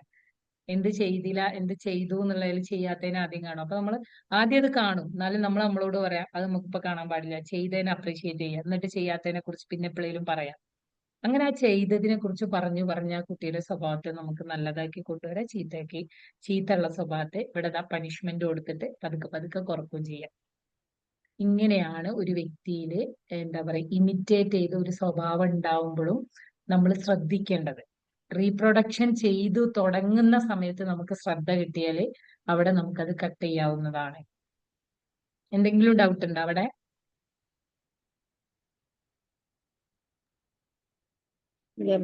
കട്ട് ചെയ്യുന്നത് എങ്ങനെയാണെന്ന് ഒന്നുകൂടി പറഞ്ഞുതരാം മാം, നമുക്കത് മനസ്സിലായിട്ട്. ഈ കട്ട് ചെയ്യുന്നത് പല രൂപത്തിലാണ്. നമ്മൾ സ്റ്റാർട്ടിങ് പലപ്പോഴും നമ്മൾ ഒന്നിലധികം തവണ ഒരുപാട് തവണ അത് സ്ഥിരമായിട്ട് ചെയ്യുമ്പോഴാണ് നമ്മൾ അത് നോട്ട് ചെയ്യപ്പെടുന്നത്. നമ്മൾ പലപ്പോഴും നമ്മുടെ പാരന്റിങ്ങിൽ കോൺഷ്യസ് അല്ല, ബോധമല്ല നമുക്ക്. പലപ്പോഴും അത് റിപ്പീറ്റ് ചെയ്ത് വരുമ്പോഴാണ് നമ്മുടെ കുട്ടിയിൽ ഇങ്ങനെ ഒരു ബിഹേവിയർ ഉണ്ടായിട്ടുണ്ടല്ലോ എന്ന് ശ്രദ്ധിക്കുന്നത്.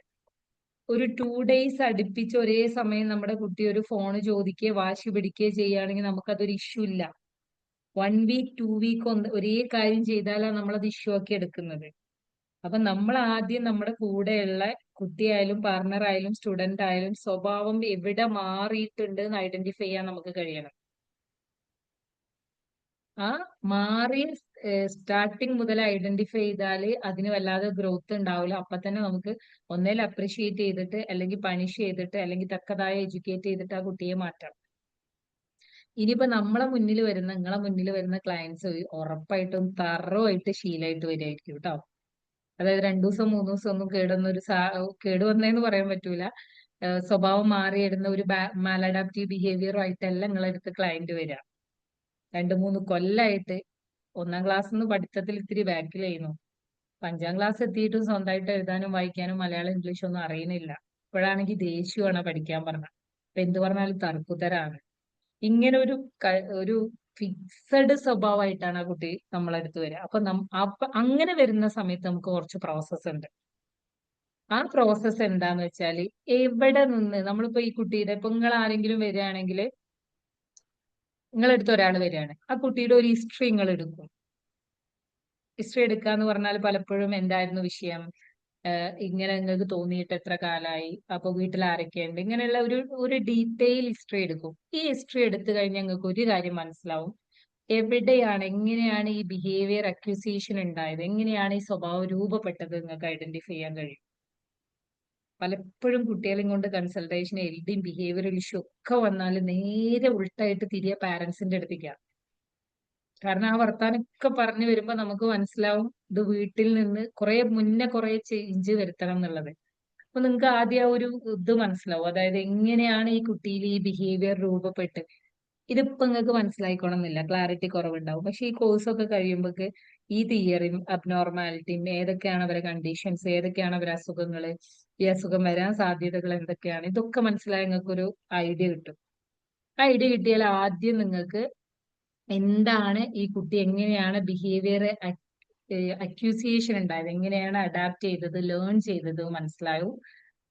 അതിൽ നിന്ന് അവരെന്തൊക്കെ ഒബ്സർവ് ചെയ്തിട്ടുണ്ട്, അവരുടെ ഒരു ലേണിംഗ് പാറ്റേൺ നിങ്ങൾക്ക് ഐഡന്റിഫൈ ചെയ്യാൻ കഴിയും ഒരു കൗൺസിലേഴ്സ് എന്നുള്ള നിലക്ക്. അങ്ങനെ ഐഡന്റിഫൈ ചെയ്താൽ പിന്നെ നിങ്ങൾ എന്താ ചെയ്യുക, ഇഫക്റ്റീവ് ആയിട്ടുള്ള ഇന്റർവെൻഷൻ നടത്തും. അതായത് ഓരോ കാര്യത്തിനും ഇപ്പോൾ ഇതിന് കൊടുത്തൊരു എക്സാമ്പിൾ അഗ്രസീവ് പാറ്റേൺ ആണ്. ഈ അഗ്രസീവ് പാറ്റേൺ ദേഷ്യം കൂടുകയാണ് കുട്ടികൾക്ക്, ഭയങ്കര ദേഷ്യം കുറുമ്പാണ്. അതിൽ ജനറൽ സാധ്യത ഓവർ പാമ്പറിങ്ങും ഓവർ നെഗ്ലിജൻസും കുട്ടികളെ ദേഷ്യം കൂട്ടാൻ കാരണമുണ്ട്. നെഗ്ലിജൻസും ഉണ്ട് കേട്ടോ, കുട്ടികളുടെ കാര്യത്തിൽ കെയർ കൊടുക്കാതെ, കൺസേൺ കൊടുക്കാതെ, കെയർ ചെയ്യാതിരുന്നാലും ഓവർ കെയർ ചെയ്താലും കുട്ടികൾക്ക് അഗ്രഷൻ ഉണ്ടാവും. റിസോൾവ് ചെയ്യപ്പെടാത്ത സങ്കടങ്ങൾ അവരെ മനസ്സിലുണ്ടെങ്കിൽ അഗ്രഷൻ ഉണ്ടാവും. ഇത് നമ്മളാണ് ഐഡന്റിഫൈ ചെയ്യേണ്ടത്, എന്താണ് അവരെ മനസ്സിൽ കിടക്കുന്നത്. ചിലപ്പോൾ നമ്മളെ സംബന്ധിച്ചിടത്തോളം, ഒരു സൈക്കോളജിസ്റ്റിനെ സംബന്ധിച്ചിടത്തോളം, അല്ലെങ്കിൽ ഒരു മദറിനെ സംബന്ധിച്ചിടത്തോളം വളരെ നിസ്സാര പ്രശ്നമായിരിക്കും. പക്ഷെ അത് നമ്മൾ ഐഡന്റിഫൈ ചെയ്യാതെ പോകുമ്പോൾ അത് ഇതാവുക. അതായത് ഒരു കുട്ടിക്ക് തോന്നാണ് എന്നെ കൺസിഡർ ചെയ്യുന്നില്ല, എന്നെ സ്നേഹിക്കുന്നില്ല, എന്റെ മൂത്ത ആളെ സ്നേഹിക്കുന്നുണ്ട്, ചെറിയ ആളെ സ്നേഹിക്കുന്നുണ്ട്, പക്ഷെ എനിക്ക് അത്ര സ്നേഹം കിട്ടുന്നില്ല. ഇതാവും ആ കുട്ടിയുടെ ഉള്ളിലുള്ള ഒരു റിസോൾവ് ചെയ്യപ്പെടാത്ത ഒരു സ്ട്രെസ്. ഈ സ്ട്രെസ് ഈ കുട്ടിക്ക് ഫ്രസ്ട്രേഷൻ ഉണ്ടാക്കും. ഈ ഫ്രസ്ട്രേഷൻ കുട്ടിക്ക് ദേഷ്യം ഉണ്ടാവും. പിന്നെ ചിലപ്പോൾ അഗ്രസീവ് ബിഹേവിയർ കാണിക്കും, ഒപ്പോസിഷണൽ ആവും, എന്ത് പറഞ്ഞാലും എതിര് പറയും. ഇങ്ങനെ പല രീതിയിലേക്ക് ഇത് പോകും. അപ്പൊ നമ്മൾ ഐഡന്റിഫൈ ചെയ്യേണ്ടത് എന്താണ് കുട്ടിയുടെ, എവിടെയാണ് കുട്ടി ലേൺ ചെയ്തത് പ്രശ്നം വന്നത് എന്നുള്ളതാണ്. ഈ പ്രശ്നത്തിനനുസരിച്ചുള്ള ഒരു ഇന്റർവെൻഷൻ പാറ്റേൺ നമ്മൾ തയ്യാറാക്കും. എപ്പോഴും കുട്ടികളിലുള്ള ഇന്റർവെൻഷൻ പാറ്റേൺ എന്ന് പറയുന്നത് ചെറിയ വർക്ക്ഷീറ്റ് ബേസ് ചെയ്തിട്ട് കുഞ്ഞു കുഞ്ഞു ടാസ്കിലൂടെ ഇങ്ങനെ ഡെവലപ്പ് ചെയ്ത് കൊണ്ടുപോവാണ്. അവിടെ എപ്പോഴും നമ്മൾ പറയേണ്ടത് പാരന്റ്സിനോട് അപ്രീഷിയേറ്റ് ചെയ്യണം, അൺകണ്ടീഷണൽ ആയിട്ട് അപ്രീഷിയേറ്റ് ചെയ്യണം. കണ്ടീഷൻ വെച്ചിട്ട് എപ്പോഴും പോവാൻ നിൽക്കരുത്. നമ്മളൊക്കെ കണ്ടീഷൻ വെക്കും, പക്ഷെ ഫുൾ ടൈം കണ്ടീഷൻ ആവരുത്. ചിലപ്പോൾ അൺകണ്ടീഷണലായി നിൽക്കേണ്ടി വരും. ഇനിയിപ്പോ പ്രോമിസ് നമ്മളെടുത്ത് ഒരുപാട് ഇത് വരുന്നുണ്ട്. ഒരു കുഞ്ഞു പ്രോമിസ് നമ്മൾ കുട്ടികളോട് പറഞ്ഞിട്ടുണ്ടെങ്കിൽ കഴിയാൻ പറ്റുന്ന പ്രോമിസ് മാത്രം സ്റ്റുഡൻസിലും മക്കളിലും കൊടുക്കാം. നടക്കൂല എന്നുള്ളൊരു കാര്യം സാധിക്കാൻ വേണ്ടി ഇപ്പൊ അത് ചെയ്താൽ ഇത് തരാം. ചിലപ്പോ നിങ്ങളെ വിശ്വാസം എന്താ, കുട്ടീനെ കൊണ്ട് ഇത് ചെയ്യാൻ കഴിയൂല, അപ്പൊ അത് കൊടുക്കേണ്ടി വരൂല. അങ്ങനെ നിങ്ങൾക്ക് പോസിബിൾ അല്ലാത്ത ഒരു പ്രോമിസ് അവിടെ കൊടുക്കരുത്. ഇതൊക്കെ മക്കളിലുള്ള ഒരു ട്രസ്റ്റ് ഇഷ്യൂ. നമ്മളിൽ നിന്നാണ് അതൊക്കെ പഠിക്കുന്നത്. ട്രസ്റ്റ് ഇഷ്യൂ ഉണ്ടാക്കും. അതിപ്പോ എന്ത് ചെയ്തിട്ടും കാര്യമില്ല, അത് ഉണ്ടാക്കൂല. ഇനി ഓരോ കാര്യത്തിനും നിങ്ങൾ കണ്ടീഷൻ വെക്കുകയാണ്. ഇത് ജയിച്ചാൽ അതുണ്ട്, ഇത് ചെയ്താൽ അതുണ്ട്, ഇത് ചെയ്താൽ ഇതുണ്ട്. ഇതിനു വേണ്ടി മാത്രം കുട്ടി വർക്ക് ചെയ്യും. തെറ്റുണ്ട് എന്ന് ഞാൻ പറയുന്നില്ല, പക്ഷെ നമ്മൾ ഈ കൊടുക്കുന്ന ക്രൈറ്റീരിയ അല്ലെങ്കിൽ കൊടുക്കുന്ന ഗിഫ്റ്റ് എപ്പോഴും വളരെ മിനിമലോ വളരെ ചെറിയതോ കുറഞ്ഞ വാല്യൂലുള്ള സാധനമായിരിക്കണം. അല്ലെങ്കിൽ കുട്ടികൾക്ക് ഇങ്ങനെ വാല്യൂ നഷ്ടപ്പെട്ടുകൊണ്ടിരിക്കും സെറ്റ് ചെയ്യുമ്പോൾ. അപ്പൊ ഈ ഒരു പാറ്റേണിൽ ലേണിംഗിൽ നമ്മൾ മനസ്സിലാക്കേണ്ട, ഒരു കൗൺസിലിംഗിൽ വരുമ്പോൾ ഒരു സ്റ്റുഡന്റ് ആയാലും ഒരു കുട്ടിയായാലും എന്താണ്, എവിടെയാണ് അവർ, എങ്ങനെയാണ് ഈ സ്വഭാവം പഠിച്ചെടുത്തത്, ഏത് സ്വഭാവമാണ് അവർ ഇഷ്യൂ ഉണ്ടാക്കുന്നത്, ആ സ്വഭാവത്തെ എങ്ങനെ മാറ്റിയെടുക്കാം. ഇതിന് വർക്ക്ഷീറ്റും കാര്യങ്ങളും നമ്മൾ പഠിക്കും കേട്ടോ. ഓക്കെ, ഇതാണ് നമ്മൾ ചെയ്യേണ്ടത്. ക്ലിയർ ആണോ?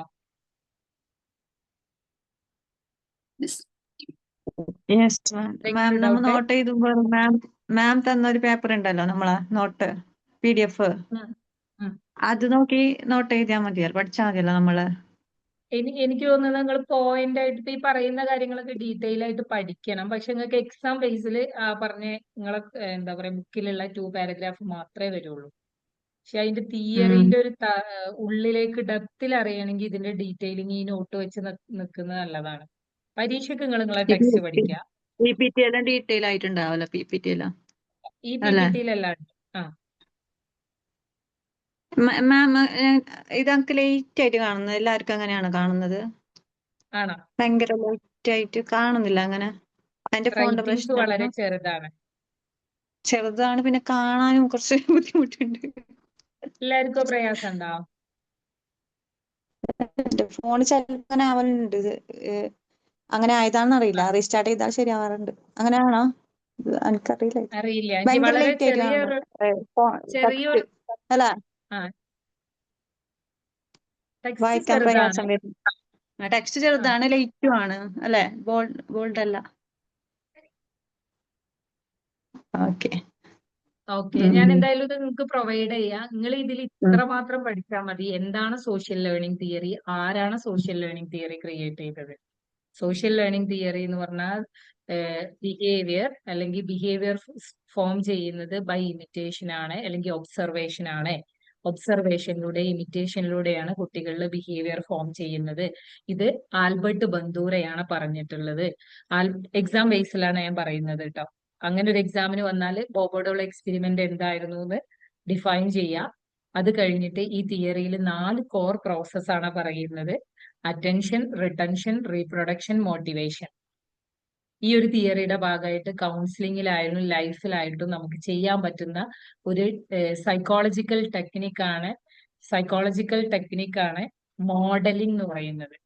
മോഡലിംഗ് എന്ന് പറഞ്ഞാല് കുട്ടികള് ഇമിറ്റേഷനിലൂടെ ലേൺ ചെയ്യുന്നത് കാരണം അവർക്ക് മോഡൽ ചെയ്ത് കാണിച്ചു കൊടുക്കുക. അവരെന്താവണോ അത് നമ്മളാക്കി കാണിച്ചു കൊടുക്കുക. കുട്ടികൾ വായിക്കണോ നമ്മൾ വായിക്കണം, കുട്ടികൾ വർക്കൗട്ട് ചെയ്യണോ നമ്മൾ വർക്കൗട്ട് ചെയ്യണം, കുട്ടികൾ സത്യം പറയണോ നമ്മൾ സത്യം പറയണം, കുട്ടികൾ കോൺഫിഡന്റ് ആവണോ നമ്മൾ കോൺഫിഡന്റ് ആവണോ, കുട്ടികൾക്ക് ആങ്സൈറ്റി ഇല്ലാതിരിക്കണോ നമുക്ക് ആങ്സൈറ്റി ഇല്ലാതിരിക്കണം. നിങ്ങൾക്ക് ആങ്സൈറ്റി ഉണ്ടോ, നിങ്ങൾക്ക് പേടിയുണ്ടോ, നിങ്ങൾക്ക് വേജാറുണ്ടോ, നിങ്ങളത് ഹൈഡ് ചെയ്യാതെ റിവീൽ ചെയ്യുന്നുണ്ടോ, നിങ്ങളെ കുട്ടി അതുപോലെ ആവാൻ സാധ്യതകൾ കൂടുതലാണ്. 100% അങ്ങനെ ആണേന്നല്ല കേട്ടോ. അപ്പൊ നിങ്ങള് ആങ്സൈറ്റി ഉള്ള ഒരു ഉമ്മാനെ സംബന്ധിച്ചിടത്തോളം കുട്ടീനെ എങ്ങനെയാ വളർത്തും? എടുക്കല്ലേ, അത് ചെയ്യില്ലേ, അങ്ങോട്ട് പോലെ ഇങ്ങോട്ട് പോലെ വീഴും, അതാക്കും ഇതാക്കും ഇങ്ങനെ ആക്കും. ഒന്നിനും ഒരു എക്സ്പോഷർ കൊടുക്കൂല. കാരണം ഉമ്മയുടെ പേടി കൊണ്ടാ അല്ലെങ്കിൽ ഫാദറിന്റെ പേടി കൊണ്ടാ ഇതിനൊന്നും എക്സ്പോഷർ കൊടുക്കാത്ത. ഈ ഒരു കാര്യത്തിനോടും ചെറുപ്പത്തിൽ വീണിട്ടും തട്ടിയിട്ടും മുട്ടിയിട്ടും എക്സ്പോഷർ കിട്ടാത്ത ഒരു കുട്ടിക്ക് ഭാവിയിൽ എങ്ങനെ കോൺഫിഡന്റ് ആവുക? ഒറ്റക്ക് ചെയ്യാൻ കഴിവുണ്ട് എന്ന് എങ്ങനെയാ തോന്നുക? കുട്ടികളായിട്ട് വിടണം. അവര് ചിലപ്പോ നമ്മളൊരു പ്രൊട്ടക്ടർ ആയിട്ടാ നിൽക്കണ്ട. അവര് കളിക്കണം, വർത്താനം പറയണം. ഇനിയിപ്പോ ഞാൻ പറയട്ടെ, എവിടെയെങ്കിലും പോകുന്ന കുട്ടികളുടെ നിങ്ങൾക്ക് അങ്ങനെ ഒരു ധാരണയുണ്ടോ? ഇൻട്രോവേർട്ട് മോശക്കാരാണ് എന്നുള്ള ധാരണയുണ്ടോ? ഇല്ല മാം. ഇല്ലല്ലോ. ഇല്ല. ആർക്കെങ്കിലും ഉണ്ടോ? പഠിച്ചോണ്ടുണ്ടാവില്ല. പക്ഷെ ഇൻട്രോവേർട്ട് ഇപ്പൊ നമ്മളെ മക്കൾ ആരോടും മിണ്ടുന്നില്ല, വല്ലാതെ ആരോടും വർത്താനം പറയുന്നില്ല, അവർക്ക് വർത്താനം പറയാൻ അറിയണില്ല എന്നൊക്കെ വരുമ്പോ ഭയങ്കരമായിട്ടുള്ള ടെൻഷൻ ഉണ്ടോ നിങ്ങൾക്ക്? പക്ഷെ ഉണ്ടോ? ഇൻട്രോവേർട്ടിനെ പൊതുവെ ആൾക്കാരില്ല, ഒരു മണ്ടൻ എന്ന തരത്തിലല്ല ഒരു വിലയിരുത്താറ്. അങ്ങനെ നമുക്ക് ചില ആൾക്കാരെ തന്നെ കാണാറുണ്ട്. അതെന്താണോ, സംസാരിക്കാൻ സൊസൈറ്റി പലപ്പോഴും ബ്ലാ വർത്താനം പറയുന്നവർ അടിപൊളിയാണ്, എന്ത് ഉഷാറാണ്, ആ വീട്ടിൽ നിന്ന് എന്തോ ഒരു കുട്ടികൾ വർത്താനം പറയേണ്ട ആവശ്യം മിണ്ടാതിരിക്കുന്ന ഒരാൾ, അതിന് വർത്താനം പറയാനും അറിയില്ല, ആൾക്കാരോട് ഇടവരാനും അറിയില്ല. ഇങ്ങനെയുള്ള നെഗറ്റീവ്സ് അടിക്കുന്നതുകൊണ്ടാണ് ഈ പാവ ഇൻട്രോവേർട്ട് ആണെങ്കിൽ കേട്ടോ, സോഷ്യൽ ആങ്സൈറ്റി അല്ല, ഇൻട്രോവേർട്ട് വേറെ ആങ്സൈറ്റി വേറെ, അതൊക്കെ മനസ്സിലാക്കണം. ഇൻട്രോവേർട്ടുകൾ ഇത്രയാണ്. ഇൻട്രോവേർട്ട് ആവുമ്പോൾ പെട്ടെന്ന് ആളുകളോട് വർത്താനം പറയാൻ കഴിയൂല. അവർക്ക് കുറച്ച് കംഫർട്ട് സ്പേസ് വേണം, കുറച്ച് കമ്പനി ആയി കഴിഞ്ഞാൽ അവർ സംസാരിക്കും. ഇനി കമ്പനി ആയി കഴിഞ്ഞാൽ തന്നെ പലപ്പോഴും സംസാരിക്കുമ്പോൾ അവരെന്താ വിചാരിക്കുക, അവർ ഇതിനെ കുറിച്ച് എന്താ വിചാരിക്കുക, ഈ ഒരു ഫിയർ ഉള്ളവര് ആങ്സൈറ്റിയാണ്, സോഷ്യൽ ആങ്സൈറ്റി, അത് വേറെയാണ്. സോഷ്യൽ ആങ്സൈറ്റി കൊണ്ട് ഒതുങ്ങിക്കൂടുന്നവർ ഇൻട്രോവേർട്ടാന്ന് നമുക്ക് പറയാൻ പറ്റൂല കംപ്ലീറ്റ്ലി. അതായത് പുറത്തിറങ്ങുന്ന സമയത്ത് അവരെന്നെ ശ്രദ്ധിക്കുമോ, അവരോട് എന്താ പറയാ. ഇന്നത്തെ കുട്ടികൾക്ക്, നമ്മുടെ കുട്ടികൾക്കൊക്കെ എന്ത് സംസാരിക്കണം എന്നൊരു അറിവില്ലായ്മയുണ്ട്. ഏജ് അപ്രോപ്രിയേറ്റ് ആയിട്ട് വീട്ടിൽ ഒരാൾ വന്നാൽ അല്ലെങ്കിൽ പുറത്തൊരാൾ വന്നാൽ അവരൊരു ഏജിനൊത്ത ആൾക്കാരോട് മിണ്ടുക എന്നല്ലാതെ വലിയ ആളോട് എന്ത് പറയണം, ചെറിയ ആളോട് എന്ത് പറയണം, അല്ലെങ്കിൽ ഏജ് കൂടിയ ആൾക്കാരോട് അവർക്ക് സ്കേഴ്സിറ്റിയാണ്, വാക്കുകളുടെ അഭാവമാണ്. ഇതാണെങ്കിൽ ഇങ്ങനെ ഒരു കുട്ടിയാണ് നിങ്ങളുടെ അടുത്ത് വന്നത് എങ്കിൽ നിങ്ങൾ എന്ത് ചെയ്യേണ്ടത്? ആ കുട്ടിയെ ബേസിക് കമ്മ്യൂണിക്കേഷൻ സ്കില്ലാണ് നിങ്ങൾ ടീച്ച് ചെയ്ത് കൊടുക്കേണ്ടത്. ഇതൊരു തെറ്റോ ശരിയോ എന്നതിലുപരി വർത്താനം പറയുന്നവര് നല്ലൊരു, വർത്താനം പറയാത്തവര് മോശക്കാര് എന്നല്ല ശ്രദ്ധിക്കേണ്ടത്. നിനക്ക് ഈ വർത്താനം പറയാത്തത് കൊണ്ട് നിന്റെ ലൈഫിൽ പ്രയാസങ്ങൾ ഉണ്ടാവുന്നുണ്ടോ? അപ്പൊ നമുക്ക് എങ്ങനെയാ ചെയ്യാൻ പറ്റുക? ചിലപ്പോ ഒന്നും ആയിട്ട് നിങ്ങൾക്ക് അറിയുണ്ടാവില്ല, ഒന്ന് ചിരിക്കുക, ഒന്ന് ഹായ് പറയാം.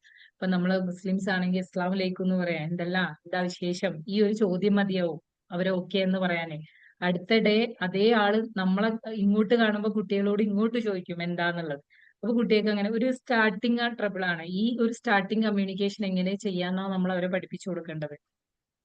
ഇൻട്രോവേർട്ടുകള് മോശക്കാരാ എന്നുള്ള രൂപത്തിലേക്ക് പലപ്പോഴും അവർ പഠിച്ചു വെച്ച സാധനത്തെ നമ്മൾ മാറ്റി കൊടുക്കണം.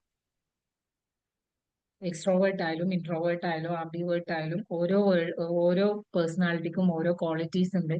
ആ ഒരു പിന്നെ പലപ്പോഴും ഞാൻ ഈ ഇടയായിട്ട് കാണുന്നതാണ്, പല പാരന്റ്സും ടീച്ചേഴ്സും മിണ്ടാത്ത കുട്ടികളെ ഇൻട്രോവേർട്ട് ആണെങ്കിൽ കേട്ടോ അവർക്ക് ഭാവി ഇല്ല എന്നുള്ള ഒരു കോൺസെപ്റ്റ് കൊടുക്കുന്നുണ്ട്.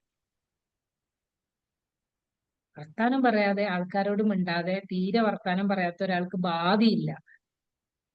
നിങ്ങൾ പോകുന്നുണ്ടോ ഇൻട്രോവേർട്ട് ആയിട്ടുള്ള സംസാരിക്കാൻ കഴിയാത്തവർക്ക് ഭാവിയില്ല? ഇല്ല, അവർക്ക് അവരുടെ കഴിവുകൾ ഉണ്ടാവില്ല. ടെക്കി ഫീൽഡ് ഡിമാൻഡ് ചെയ്യണ സംസാരിക്കാത്ത ആൾക്കാരാണ്. അവർക്ക് വർത്താനം കൂടുതൽ വേണ്ട. ടെക്കി ഫീൽഡ് സിസ്റ്റത്തിന്റെ മുന്നിലും വെടി നിൽക്കണവരോ ആരോടും കമ്മ്യൂണിക്കേഷൻ ഇല്ലാതെ ഫുൾ ടൈം അതിൽ വർക്ക് ചെയ്യണം എന്നാണ് കമ്പനികളും ടെക്കി ഫീൽഡിലുള്ള ഏരിയകളും ഡിമാൻഡ് ചെയ്യുന്നത്. ക്രിയേറ്റീവ് ഏരിയക്കാർ ആൾക്കാരോട് വർത്താനം പറയണമെന്നില്ല. ഡിസൈനേഴ്സ്, ക്രിയേറ്റീവ്, അവര് ഹൈലി ഒബ്സർവിംഗ് ഉള്ള ആളുകളായിരിക്കും ഇവർക്ക്. അപ്പൊ നമ്മൾ ഏതൊരു പേഴ്സണാലിറ്റി നമ്മളെടുത്ത് വരുമ്പോഴും നമ്മൾ ആദ്യം ട്രൈ ആക്കേണ്ടത് ആ പേഴ്സണാലിറ്റിയുടെ കൺവേർഷനെ അല്ല. ഇൻട്രോവേർട്ട് വന്ന എക്സ്ട്രോവേർട്ട് ആക്കി കൊടുക്കുക എന്നുള്ള തെറ്റായ ധാരണ നിങ്ങൾക്ക് വേണ്ട, നടക്കൂല. ആ കുട്ടിയുടെ ഇപ്പോഴുള്ള കപ്പാസിറ്റിയെ ആ കുട്ടി എങ്ങനെ അക്സെപ്റ്റ് ചെയ്യുന്നു, ഞാൻ എന്താണ്, ഞാൻ ഇങ്ങനെയാവുമ്പോ എന്റെ സാധ്യതകൾ എന്തൊക്കെയാണ്, എന്റെ ഈ ഫീച്ചേഴ്സ് വെച്ച് ചിലതൊക്കെ നമുക്ക് ഡെവലപ്പ് ചെയ്ത് കൊടുക്കേണ്ട ഒരു സ്കില്ല്. കംപ്ലീറ്റ്ലി ഒരു പേഴ്സണാലിറ്റിയെ ചേഞ്ച് ചെയ്യുന്നതിന് പകരം ആ കുട്ടിക്ക് ആ കുട്ടിയുടെ ഏരിയയെ തന്നെ കുറച്ചുകൂടെ ഡെവലപ്പ് ആവാൻ, ഇൻട്രോവേർട്ട് ആണെങ്കിൽ പോലും എങ്ങനെ ക്ലിയർ ചെയ്യാം, ഇനി എക്സ്ട്രോവേർട്ട് ആണെങ്കിൽ അവരെ സാധ്യതകൾ എന്തൊക്കെ. എല്ലായിടത്തും സാധ്യതയുണ്ട്. ഈ സാധ്യതയെ കുറിച്ചാണ് നമ്മൾ മക്കളെ പഠിപ്പിച്ചു കൊടുക്കേണ്ടത്. ഓക്കെ, ഇപ്പൊ നമ്മൾ എവിടുന്നാ പോയത് എനിക്ക് ഓർമ്മയില്ല. ഏത് പോയിന്റിന്നാ നമ്മൾ പോയത്?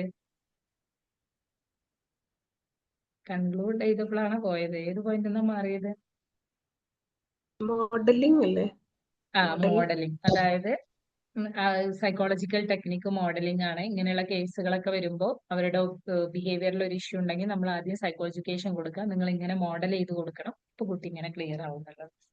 ഓക്കെ, ഇത്രയാണ് ഈ തിയറിയിൽ ആകെ തുകയായിട്ട് നിങ്ങൾക്ക് പഠിക്കാനുള്ളത്. ഡീറ്റെയിലിംഗ് ആയിട്ട് നമ്മുടെ ഈ PPT-യിൽ ഉണ്ട്, അത് നിങ്ങൾക്ക് ഷെയർ ചെയ്ത് തരാം.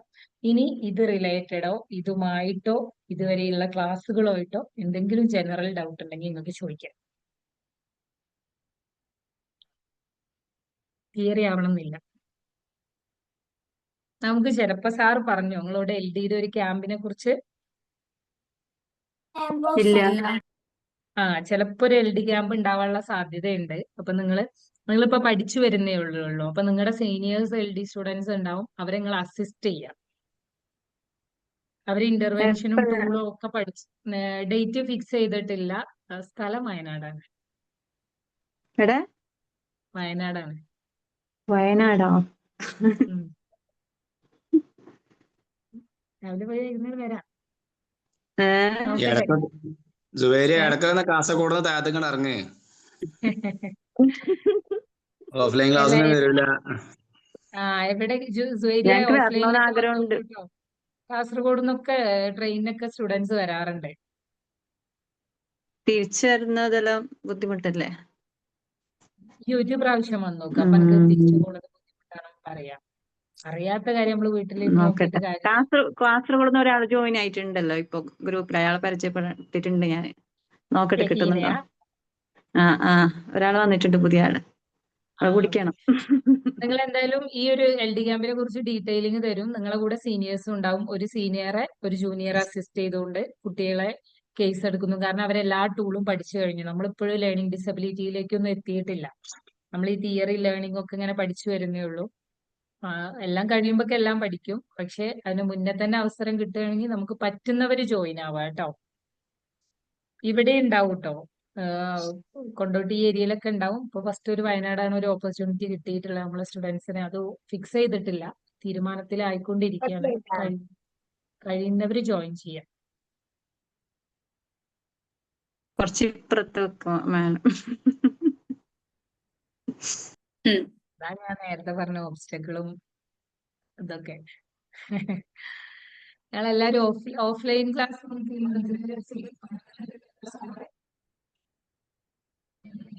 ചെയ്യാട്ടോ. നിങ്ങൾ വരണം, നമുക്ക് കുറച്ച് പ്രാക്ടിക്കൽ ഏരിയകളും ടൂളൊക്കെ പഠിച്ചു തുടങ്ങണം. നിങ്ങൾക്ക് ഇപ്പോഴും ഒരു ട്രാക്കിൽ എത്താത്ത ആരും ഇല്ലാലോ?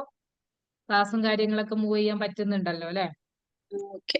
ഉണ്ട് മാം. ഓൺലൈൻ ക്ലാസ്സിനുണ്ട് എത്താൻ കഴിഞ്ഞില്ല. നിങ്ങൾ എവിടെ വീട്? ഞാൻ കോട്ടയ്ക്ക്. അല്ലാ, കോട്ടയ്ക്കലിന് എത്താൻ പറ്റുന്നില്ല എന്ന് പറഞ്ഞാലേ സ്കൂളും 3 മണിക്കൂർ യാത്രേ ഉള്ളൂ. സൺഡേ ആ, എന്തെങ്കിലൊക്കെ ആയിട്ട് ഒരു തടസ്സങ്ങളുണ്ട്. അപ്പം ഞാൻ പറയട്ടെ, നിങ്ങൾ എത്ര ഏജുള്ള ആളായാലും സൺഡേ ഒരു ഫംഗ്ഷൻ നിശ്ചയിക്കുമ്പോ അറിയുന്ന ആളുകളോടാണെങ്കിൽ ഞാൻ കൗൺസിലിംഗ് പഠിക്കുന്നുണ്ട്, ഞാനിപ്പോ റെമഡിയൽ ട്രെയിനർ ആവാൻ പോവാണ്, അതൊക്കെ ഒരു പ്രൊമോഷനാണ്. സോ എനിക്ക് ആ ഫംഗ്ഷന് വരാൻ പറ്റൂല. ഫംഗ്ഷൻ മിസ് ചെയ്തതിന് ഒരു ടെൻഷനും വേണ്ട. നിങ്ങളെ അഭാവത്തിൽ അവിടെ ചർച്ച ഉണ്ടാവും. ഇമ്പിച്ചി എങ്ങടെ പോയത്, ഇമ്പിച്ചി ബീവി എന്താ വരാത്ത, അവളിപ്പോ എന്തോ ട്രെയിനിങ് പഠിക്കേണ്ടത്രേ, അവളിപ്പോ സൈക്കോളജി പഠിക്കേണ്ടത്രേ. ഇത് നമുക്കുള്ള പ്രൊമോഷനാണ്.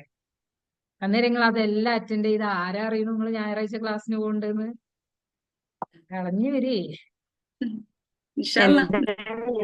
LD ക്ലാസ്സിനെല്ലാം വരണമെന്നുണ്ട്. എനിക്ക് എന്തായാലും വരും ഇൻഷാ അല്ലാ. എല്ലാ ഒരുവിധം ക്ലാസ്സിനൊക്കെ നമ്മളെ ഡിമാൻഡ് ഇടണം, പോണം, വരണം, നമ്മൾ പ്രൊമോട്ട് ചെയ്ത് തുടങ്ങണം. ആളാളുടെ ഞാൻ ഇത് പഠിക്കുന്നുണ്ട് എന്നൊക്കെ അറിഞ്ഞാല് ലാസ്റ്റ് സമയത്തിൽ നമ്മുടെ സ്റ്റുഡൻസിൽ ഏറ്റവും കൂടുതൽ ജോബ് കിട്ടുന്നത് LD കഴിഞ്ഞവർക്കാ, ട്രെയിനേഴ്സ്. കാരണം നിങ്ങളുടെ ഒരു പാർട്ടിന്റെ ഭാഗമായിട്ട് ഒരു 7 മാസം നമ്മളെ ക്ലാസ് കഴിഞ്ഞാൽ നിങ്ങൾ സ്കൂളുകളിലേക്ക് വിടും. നിങ്ങളുടെ നാട്ടിലുള്ള സ്കൂളിൽ നിങ്ങൾ 2 മാസം വർക്ക് ചെയ്യണം. ഓൾറെഡി ജോലി ചെയ്യുന്നവരാണെങ്കിൽ അതിന്റെ ഓൾട്ടർനേറ്റീവ് നിങ്ങളുടെ കൺവീനിയന്റ് അനുസരിച്ച്, ഒരു ജോലിയും ചെയ്യാത്തവരാണെങ്കിൽ സ്ഥിരമായിട്ട് പോവുക. ഈ ഒരു സമയത്ത് ആ സ്കൂളിലുള്ള അത്രയും സ്റ്റുഡൻസിന്റെ പാരന്റ്സിലേക്ക് നിങ്ങൾക്ക് റീച്ച് കിട്ടും. അപ്പൊ ഇപ്പൊ നമ്മൾ സ്റ്റുഡൻസ് ഇന്റേൺഷിപ്പ് കഴിഞ്ഞോടുകൂടി ചില സ്കൂളിൽ റെമഡിയൽ ട്രെയിനറായിട്ട് പ്രൈവറ്റ് സ്ഥാപനങ്ങളിൽ വർക്ക് ചെയ്യുന്ന അങ്ങനെയൊക്കെ കയറിയവരുണ്ട്. കാരണം സയന്റിഫിക്കലി പഠിച്ചു വരുന്നവർ കുറച്ച് പേരേ ഉള്ളൂ. ടീച്ചേഴ്സ് ഒക്കെ അവരുടെ പഠനഭാഗമായിട്ട് LD പഠിക്കുന്നു, കുട്ടികളെ മാനേജ് ചെയ്യുന്നു. പിന്നെ നിങ്ങൾക്കറിയാം, ടീച്ചേഴ്സ് ആണെങ്കിൽ ഈ BRCയിലെ സ്പെഷ്യൽ എഡ്യൂക്കേറ്റേഴ്സ് ഒക്കെ വരുന്നത് ഭയങ്കര ലിമിറ്റഡ് ആണ്. അവര് പറഞ്ഞിട്ട് കാര്യമില്ല, വളരെ റിസോഴ്സ് കുറവാണ്. ഒരു 3 അടുത്തുള്ള ഏരിയകളിലുള്ള 3-4 സ്കൂൾക്ക് ഒരൊറ്റ സ്പെഷ്യൽ എഡ്യൂക്കേറ്റർ ആ ഗവൺമെന്റ് പ്രൊവൈഡ് ചെയ്യുന്നത്. അതായത് സാറ്റർഡേ സ്പർശം പോലുള്ള ഒരു മെത്തേഡ്, എന്താ പറയാ, ഒരു സിസ്റ്റങ്ങൾ കേട്ടിട്ടുണ്ടോ? LD കുട്ടികളെ പഠിപ്പിക്കാൻ വേണ്ടി സ്പർശം എന്ന് പക്ഷെ പറഞ്ഞൊരു ഗവൺമെന്റ്. ഗവൺമെന്റിൽ നമ്മൾ എടുക്കണമെങ്കിൽ എങ്ങനെ എടുക്കും? മാനേജ്മെന്റോ അങ്ങനെയുള്ള സ്കൂളിലെല്ലാം എടുക്കും. ഗവൺമെന്റിൽ നിങ്ങൾ എടുക്കൂല, മാനേജ്മെന്റിൽ എടുക്കും. അതുപോലെ എന്താ റീഹാബിലിറ്റേഷൻ സെന്ററുകളിൽ നിങ്ങൾ എടുക്കും. അവിടെയൊന്നും നമ്മൾ ഒരു സ്റ്റുഡന്റ് ഇപ്പൊ കഴിഞ്ഞ സ്കൂൾ അങ്ങനെ പ്രൈവറ്റ് റീഹാബിലിറ്റേഷൻ സെന്റർ അവിടെ വർക്ക് ചെയ്യുന്നവരുണ്ട്. പിന്നെ നിങ്ങൾക്ക് 1-to-1 റെമഡിയൽ ട്രെയിനറായി വർക്ക് ചെയ്യാം. അതായത് LD ബുദ്ധിമുട്ടുള്ള ഒരു കുട്ടി. റീഹാബിലിറ്റേഷൻ സെന്ററിലെല്ലാം ഈ LD കാരെല്ലാം എങ്ങനെ ഫീസ് എല്ലാം വാങ്ങുന്നുണ്ടെന്ന് അറിയോ മാമിന്? അത് ഓരോരുത്തർ ഡിപ്പെൻസ്. നമ്മള് വളരെ മന്ത്ലി പേയ്മെന്റ് വാങ്ങുന്നവരുണ്ട്, ഡെയിലി 250 1 അവറിന് വാങ്ങിക്കുന്നവരുണ്ട്. അത് ഓരോ സെന്ററിനനുസരിച്ചാണ്. പക്ഷെ റിഹാബ് എന്ന് പറയുന്നത് ഭയങ്കര അഫോർഡ് ചെയ്യാൻ പറ്റാത്ത റേറ്റ് ആണ്. കാരണം നിങ്ങൾക്കറിയാം, ഒരു LD സ്റ്റുഡന്റ് ഉണ്ട് എന്നുണ്ടെങ്കിൽ നമ്മളിപ്പോ കൗൺസിലിംഗില് സൈക്കോളജിയിൽ ഞാനൊക്കെ പറയാണ്, നിങ്ങളുടെ ഈ ഒരു ബുദ്ധിമുട്ട് ഒരു 8 സെഷനിൽ നമുക്ക് മാറ്റാവുന്നതേ ഉള്ളൂ, അല്ലെങ്കിൽ 6 സെഷനിൽ മാറ്റാവുന്നതേ ഉള്ളൂ എന്ന് ഒരു ഉറപ്പ് കൊടുക്കുമ്പോൾ LD ട്രെയിനേഴ്സ് ആയ നിങ്ങൾക്ക് ആ ഉറപ്പ് കൊടുക്കാൻ പറ്റൂല. LD ലേണിംഗ് ഡിസബിലിറ്റി എന്ന് പറഞ്ഞാൽ ലൈഫ് ലോങ് കണ്ടീഷൻ ആണ്. ആ കുട്ടി 5-6 കൊല്ലം ട്രെയിൻ ചെയ്താലേ, അല്ലെങ്കിൽ മിനിമം 2 കൊല്ലം ട്രെയിൻ ചെയ്താലേ ആ കുട്ടി ട്രാക്ക് തന്നെ കയറുള്ളൂ. അപ്പൊ അവിടെ പൈസ ഒക്കെ അഫോർഡ് ചെയ്യാൻ കുറച്ച് ബുദ്ധിമുട്ടുണ്ടാവും. സയന്റിഫിക്കലി പഠിപ്പിക്കുന്നവരാണെങ്കിൽ കുറച്ചുകൂടെ കുട്ടികൾ പെട്ടെന്ന് ക്യാച്ച് ചെയ്ത് വരും. മറ്റത് സാധാ പോലെ അക്ഷരങ്ങൾ പഠിപ്പിക്കുക, അക്ഷരം റിപ്പീറ്റ് ചെയ്യുക, പിന്നെ റിപ്പീറ്റ് ചെയ്യുക. അതിലൊരു മെത്തേഡോ കൗൺസിലിങ്ങോ കുട്ടിയുടെ മനസ്സോ മാനസികാവസ്ഥയോ ഒന്നും അറിയാതെ പോയാൽ കുട്ടിക്ക് ഒരു ഇമ്പ്രൂവ്മെന്റും ഉണ്ടാവില്ല. നിങ്ങളുടെ ഏരിയയിലൊക്കെ റിഹാബ് നമുക്ക് അടുത്ത ഈ മന്തിലെ നിങ്ങളുടെ ഒരു ടാസ്ക് എന്ന് പറയുന്നത്, നിങ്ങൾക്ക് കഴിഞ്ഞ മന്ത് ടാസ്ക് തന്നിട്ടുണ്ടോ? ഉണ്ടായിരുന്നു, അത് ഈ മന്തിൽ ചെയ്യണം. കഴിഞ്ഞ മന്തിലേ ചെയ്തിട്ടില്ലേ? നിങ്ങൾ എല്ലാവരും റിഹാബ് സെന്റർ വിസിറ്റ് ചെയ്തിട്ടില്ല? അല്ലെങ്കിൽ ഒരു സ്പെഷ്യൽ എഡ്യൂക്കേഷൻ വിസിറ്റ് ചെയ്തു? ബീവിയും ഫർസാനൊക്കെയാ? ഇല്ല, ചെയ്തിട്ടില്ല. നിങ്ങളൊന്ന് വിസിറ്റ് ചെയ്യണം കേട്ടോ. നമ്മൾ ജസ്റ്റ് റിപ്പോർട്ട് ഓരോ മന്തിലും ഓരോ ഭാഗമായിട്ട്. പിന്നെ അടുത്തൊരു എങ്ങനെയാ, നമ്മളെ വില്ലേജിൽ ഉണ്ടെങ്കിൽ അതിൽ തന്നെ പോയാൽ മതിയാവില്ലേ? മതി. ജസ്റ്റ് ഒന്ന് കാണാൻ പോയാൽ മതി. അല്ലാതെ ഞാൻ ഈ പഠനത്തിന്റെ ഭാഗമാന്നൊക്കെ പറയുമ്പോൾ പലയിടത്തും പെർമിഷനും കാര്യങ്ങളൊക്കെ ഉണ്ടാവും. ജസ്റ്റ് നിങ്ങളൊരു നാട്ടേരിയായിട്ട് കാണാൻ പോയാൽ മതി. അവിടെ എന്താ നടക്കുന്നത് എന്താക്കുക മനസ്സിലാക്കുക. അടുത്തൊരു മാസത്തിലെ ടാസ്ക് ആയിട്ട് നിങ്ങളുടെ അടുത്തുള്ള ഒരു സൈക്കോളജിസ്റ്റ് ആരെങ്കിലും ആയിട്ട് ജസ്റ്റ് ഒന്ന് ടോക്ക് ചെയ്യുക. അപ്പൊ നിങ്ങൾക്ക് ഇതിലൂടെ ഒക്കെ നമ്മുടെ പേഴ്സണൽ പ്രൊമോഷൻ നടക്കുന്നുണ്ട്. നമ്മൾ ഇത് റിലേറ്റഡ് ആണ് നമ്മളുടെ ഐഡിയകൾ കൂടി വരും. അങ്ങനെ ഓരോ മാസത്തെ ടാസ്ക് നിങ്ങൾ ചെയ്യണം. ഈ ഒക്ടോബറിൽ അപ്പൊ ഈ ടാസ്ക് എല്ലാവരും കംപ്ലീറ്റ് ചെയ്തിട്ടില്ലെങ്കിൽ നമ്മൾ ഒരു ഡേറ്റ് ഇടാം. ആ ഡേറ്റിന് മുന്നിൽ നിങ്ങൾ ചെയ്യാൻ ശ്രമിക്കുക കേട്ടോ. അപ്പൊ നിങ്ങൾ വളരെ കുറച്ച് 10-20 ആൾക്കാരേ ഉള്ളൂ. അതുകൊണ്ട് ഗ്രൂപ്പില് നിങ്ങളുടെ ഒരു ഫാമിലി ഗ്രൂപ്പ് ഉണ്ടല്ലോ എല്ലാവരും, അവിടെ കുറച്ച് ആക്റ്റീവ് ആവുന്നുണ്ട്. അതിൽ നിങ്ങൾ എല്ലാവരും ഇല്ല, ഞാൻ ശ്രദ്ധിക്കുന്നുണ്ട്. കുറച്ച് 2 ആള് തൗഫീഖ് സുവൈരിയ മാത്രമേ അവിടെ സംസാരിക്കുന്നതായിട്ട് ഞാൻ കണ്ടിട്ടുള്ളൂ. നിങ്ങളൊക്കെ പോയി അവിടെ വർത്താനം പറയും. അവിടെ കുറെ സൈറ്റ് കൗൺസിലേഴ്സ് ഉണ്ട്, സംസാരിക്കുക. എപ്പോഴേലും ഒരു ഹായ് ബായ് എങ്കിലും ഇട്ടിട്ട് പോരെ. കുറച്ച് ഇന്ററാക്ഷൻ നിങ്ങൾക്ക് വേണം. നിങ്ങൾക്ക് ഇമ്പ്രൂവ്മെന്റ് ഇതിലൂടെ വേണമെങ്കിൽ നിങ്ങൾ എല്ലാ ചൊവ്വാഴ്ചയും വന്ന് ക്ലാസ് കേട്ട് പോയാൽ പോരാ. ഞാൻ എന്തൊക്കെയോ പറയുന്നു, ഞാൻ എന്റെ പേഴ്സണൽ പെർസ്പെക്റ്റീവിൽ പറയുന്നു, അത് നിങ്ങൾ കേൾക്കുന്നോ മാത്രം പഠിക്കുന്നു, അതുപോലെ നിങ്ങൾക്ക് നിങ്ങളെ ഗ്രൂപ്പില് 60 കുട്ടികളുണ്ടെങ്കിൽ 60 കുട്ടികളുടെ പെർസ്പെക്റ്റീവ് നിങ്ങളൊക്കെ അറിഞ്ഞിട്ട് അതിലേതാ നല്ലത് അതാ നിങ്ങൾ പിക്ക് ചെയ്യേണ്ടത്. ചിലപ്പോൾ പഠിപ്പിക്കുന്ന ടീച്ചറേക്കാൾ അടിപൊളിയായിട്ട് പെർസ്പെക്റ്റീവ് ഉള്ള സ്റ്റുഡൻസ്, നിങ്ങളെ കൊളീഗ്സ്, നിങ്ങളെ പിയേഴ്സ് ഉണ്ടാവും നിങ്ങൾക്ക്. അപ്പൊ അതിലൊക്കെ ഒന്ന് പോയി സംസാരിക്കും. ഒന്നും നിങ്ങൾക്ക് വേസ്റ്റ് ആവില്ല എന്നാ ഞാൻ പറയുന്നത്. നിങ്ങളെ ബെസ്റ്റ് പ്ലാറ്റ്ഫോം നിങ്ങളുടെ ഗ്രൂപ്പാണ്.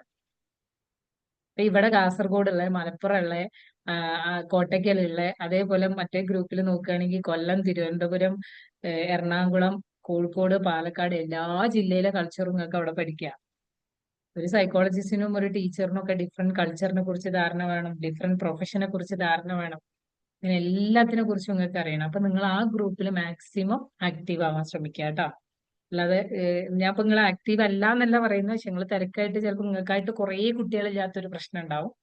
നമ്മുടെ ഈ ക്ലാസ് ഗ്രൂപ്പിലെ കുറെ കുട്ടികളുണ്ട്, പക്ഷെ അവരെല്ലാരും ഒരു ഓഫ്ലൈൻ എല്ലാരും നിങ്ങളത് മാത്രം വന്നു കഴിഞ്ഞാൽ കുറച്ചുകൂടെ സിങ്ക് ആവും. അത് നിങ്ങൾക്ക് കിട്ടിയില്ലല്ലോ. അത് നമുക്ക് ഈ മന്തിൽ ഏതാ ഡേറ്റ് എന്ന് ഞാൻ അനൗൺസ് ചെയ്യാം കേട്ടോ. സെപ്പറേറ്റ് ഓഫ്ലൈൻ ഉണ്ടാവും മാഡം? ഉണ്ടാവും. എൽഡിക്ക് സെപ്പറേറ്റ് ഓഫ്ലൈൻ തന്നെ ഉണ്ടാവും. നിങ്ങൾ ഗ്രൂപ്പ് സെപ്പറേറ്റ് ആക്കിയല്ലേ. നിങ്ങളുടെ ക്ലാസ്സും ചിലത് കോമൺ ആക്കുന്നത് അവരതും നിങ്ങളതും ഒരേ ടോപ്പിക് ഉള്ള ദിവസങ്ങളിലാണ്. ഓക്കെ, നമുക്ക് സ്റ്റോപ്പ് ചെയ്യല്ലേ ഇന്നത്തെ ക്ലാസ്? നെക്സ്റ്റ് ട്യൂസ്ഡേ കാണാം. ഓക്കെ, അസംബ്ലി സെറ്റ് ചെയ്യുക. വരാത്തവരെ പേര് അവിടെ ഇട്ട് കൊടുക്കുക. ഒരു എക്സ്ക്യൂസ് പറയുന്നുണ്ടെങ്കിൽ ഒഴിവാക്കുക. നിങ്ങൾ മാക്സിമം ഉള്ളവരെന്നെ ചെയ്യാം, ഇല്ലാത്തവര് വരുന്നില്ലെങ്കിൽ വേണ്ട. അല്ല, ഇപ്പൊ എല്ലാ ക്ലാസ്സിലും ഈ ആൾക്കാരുള്ളൂ.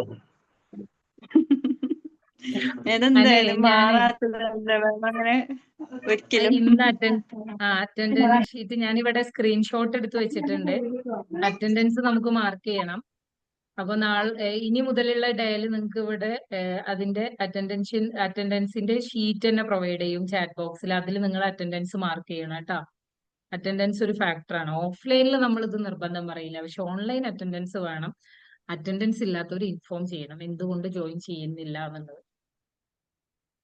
ഗ്രൂപ്പിലുള്ള ആൾക്കാരെ പേരിട്ട് കൊടുത്താൽ എന്താ ഓരോന്നില് വെറുതെ അപ്പൊ വരുന്ന നോക്കാലോ. അതാ ഞാൻ പറഞ്ഞത്. അതിലൊരാളെ പേര് അടുത്ത ആഴ്ചയിലെ പ്ലഡ്ജ് ചെയ്യുന്ന ആള് വെറുതെ വരാത്ത ആളെല്ലാം പേരിട്ട് കൊടുത്താല് അവര് എന്തെങ്കിലും വന്ന് പറയുമല്ലോ. അതാ ഞാൻ പറഞ്ഞു, അറിയാത്ത പേരുകളൊക്കെ എടുത്തിട്ട് നമുക്ക് നോക്കാം.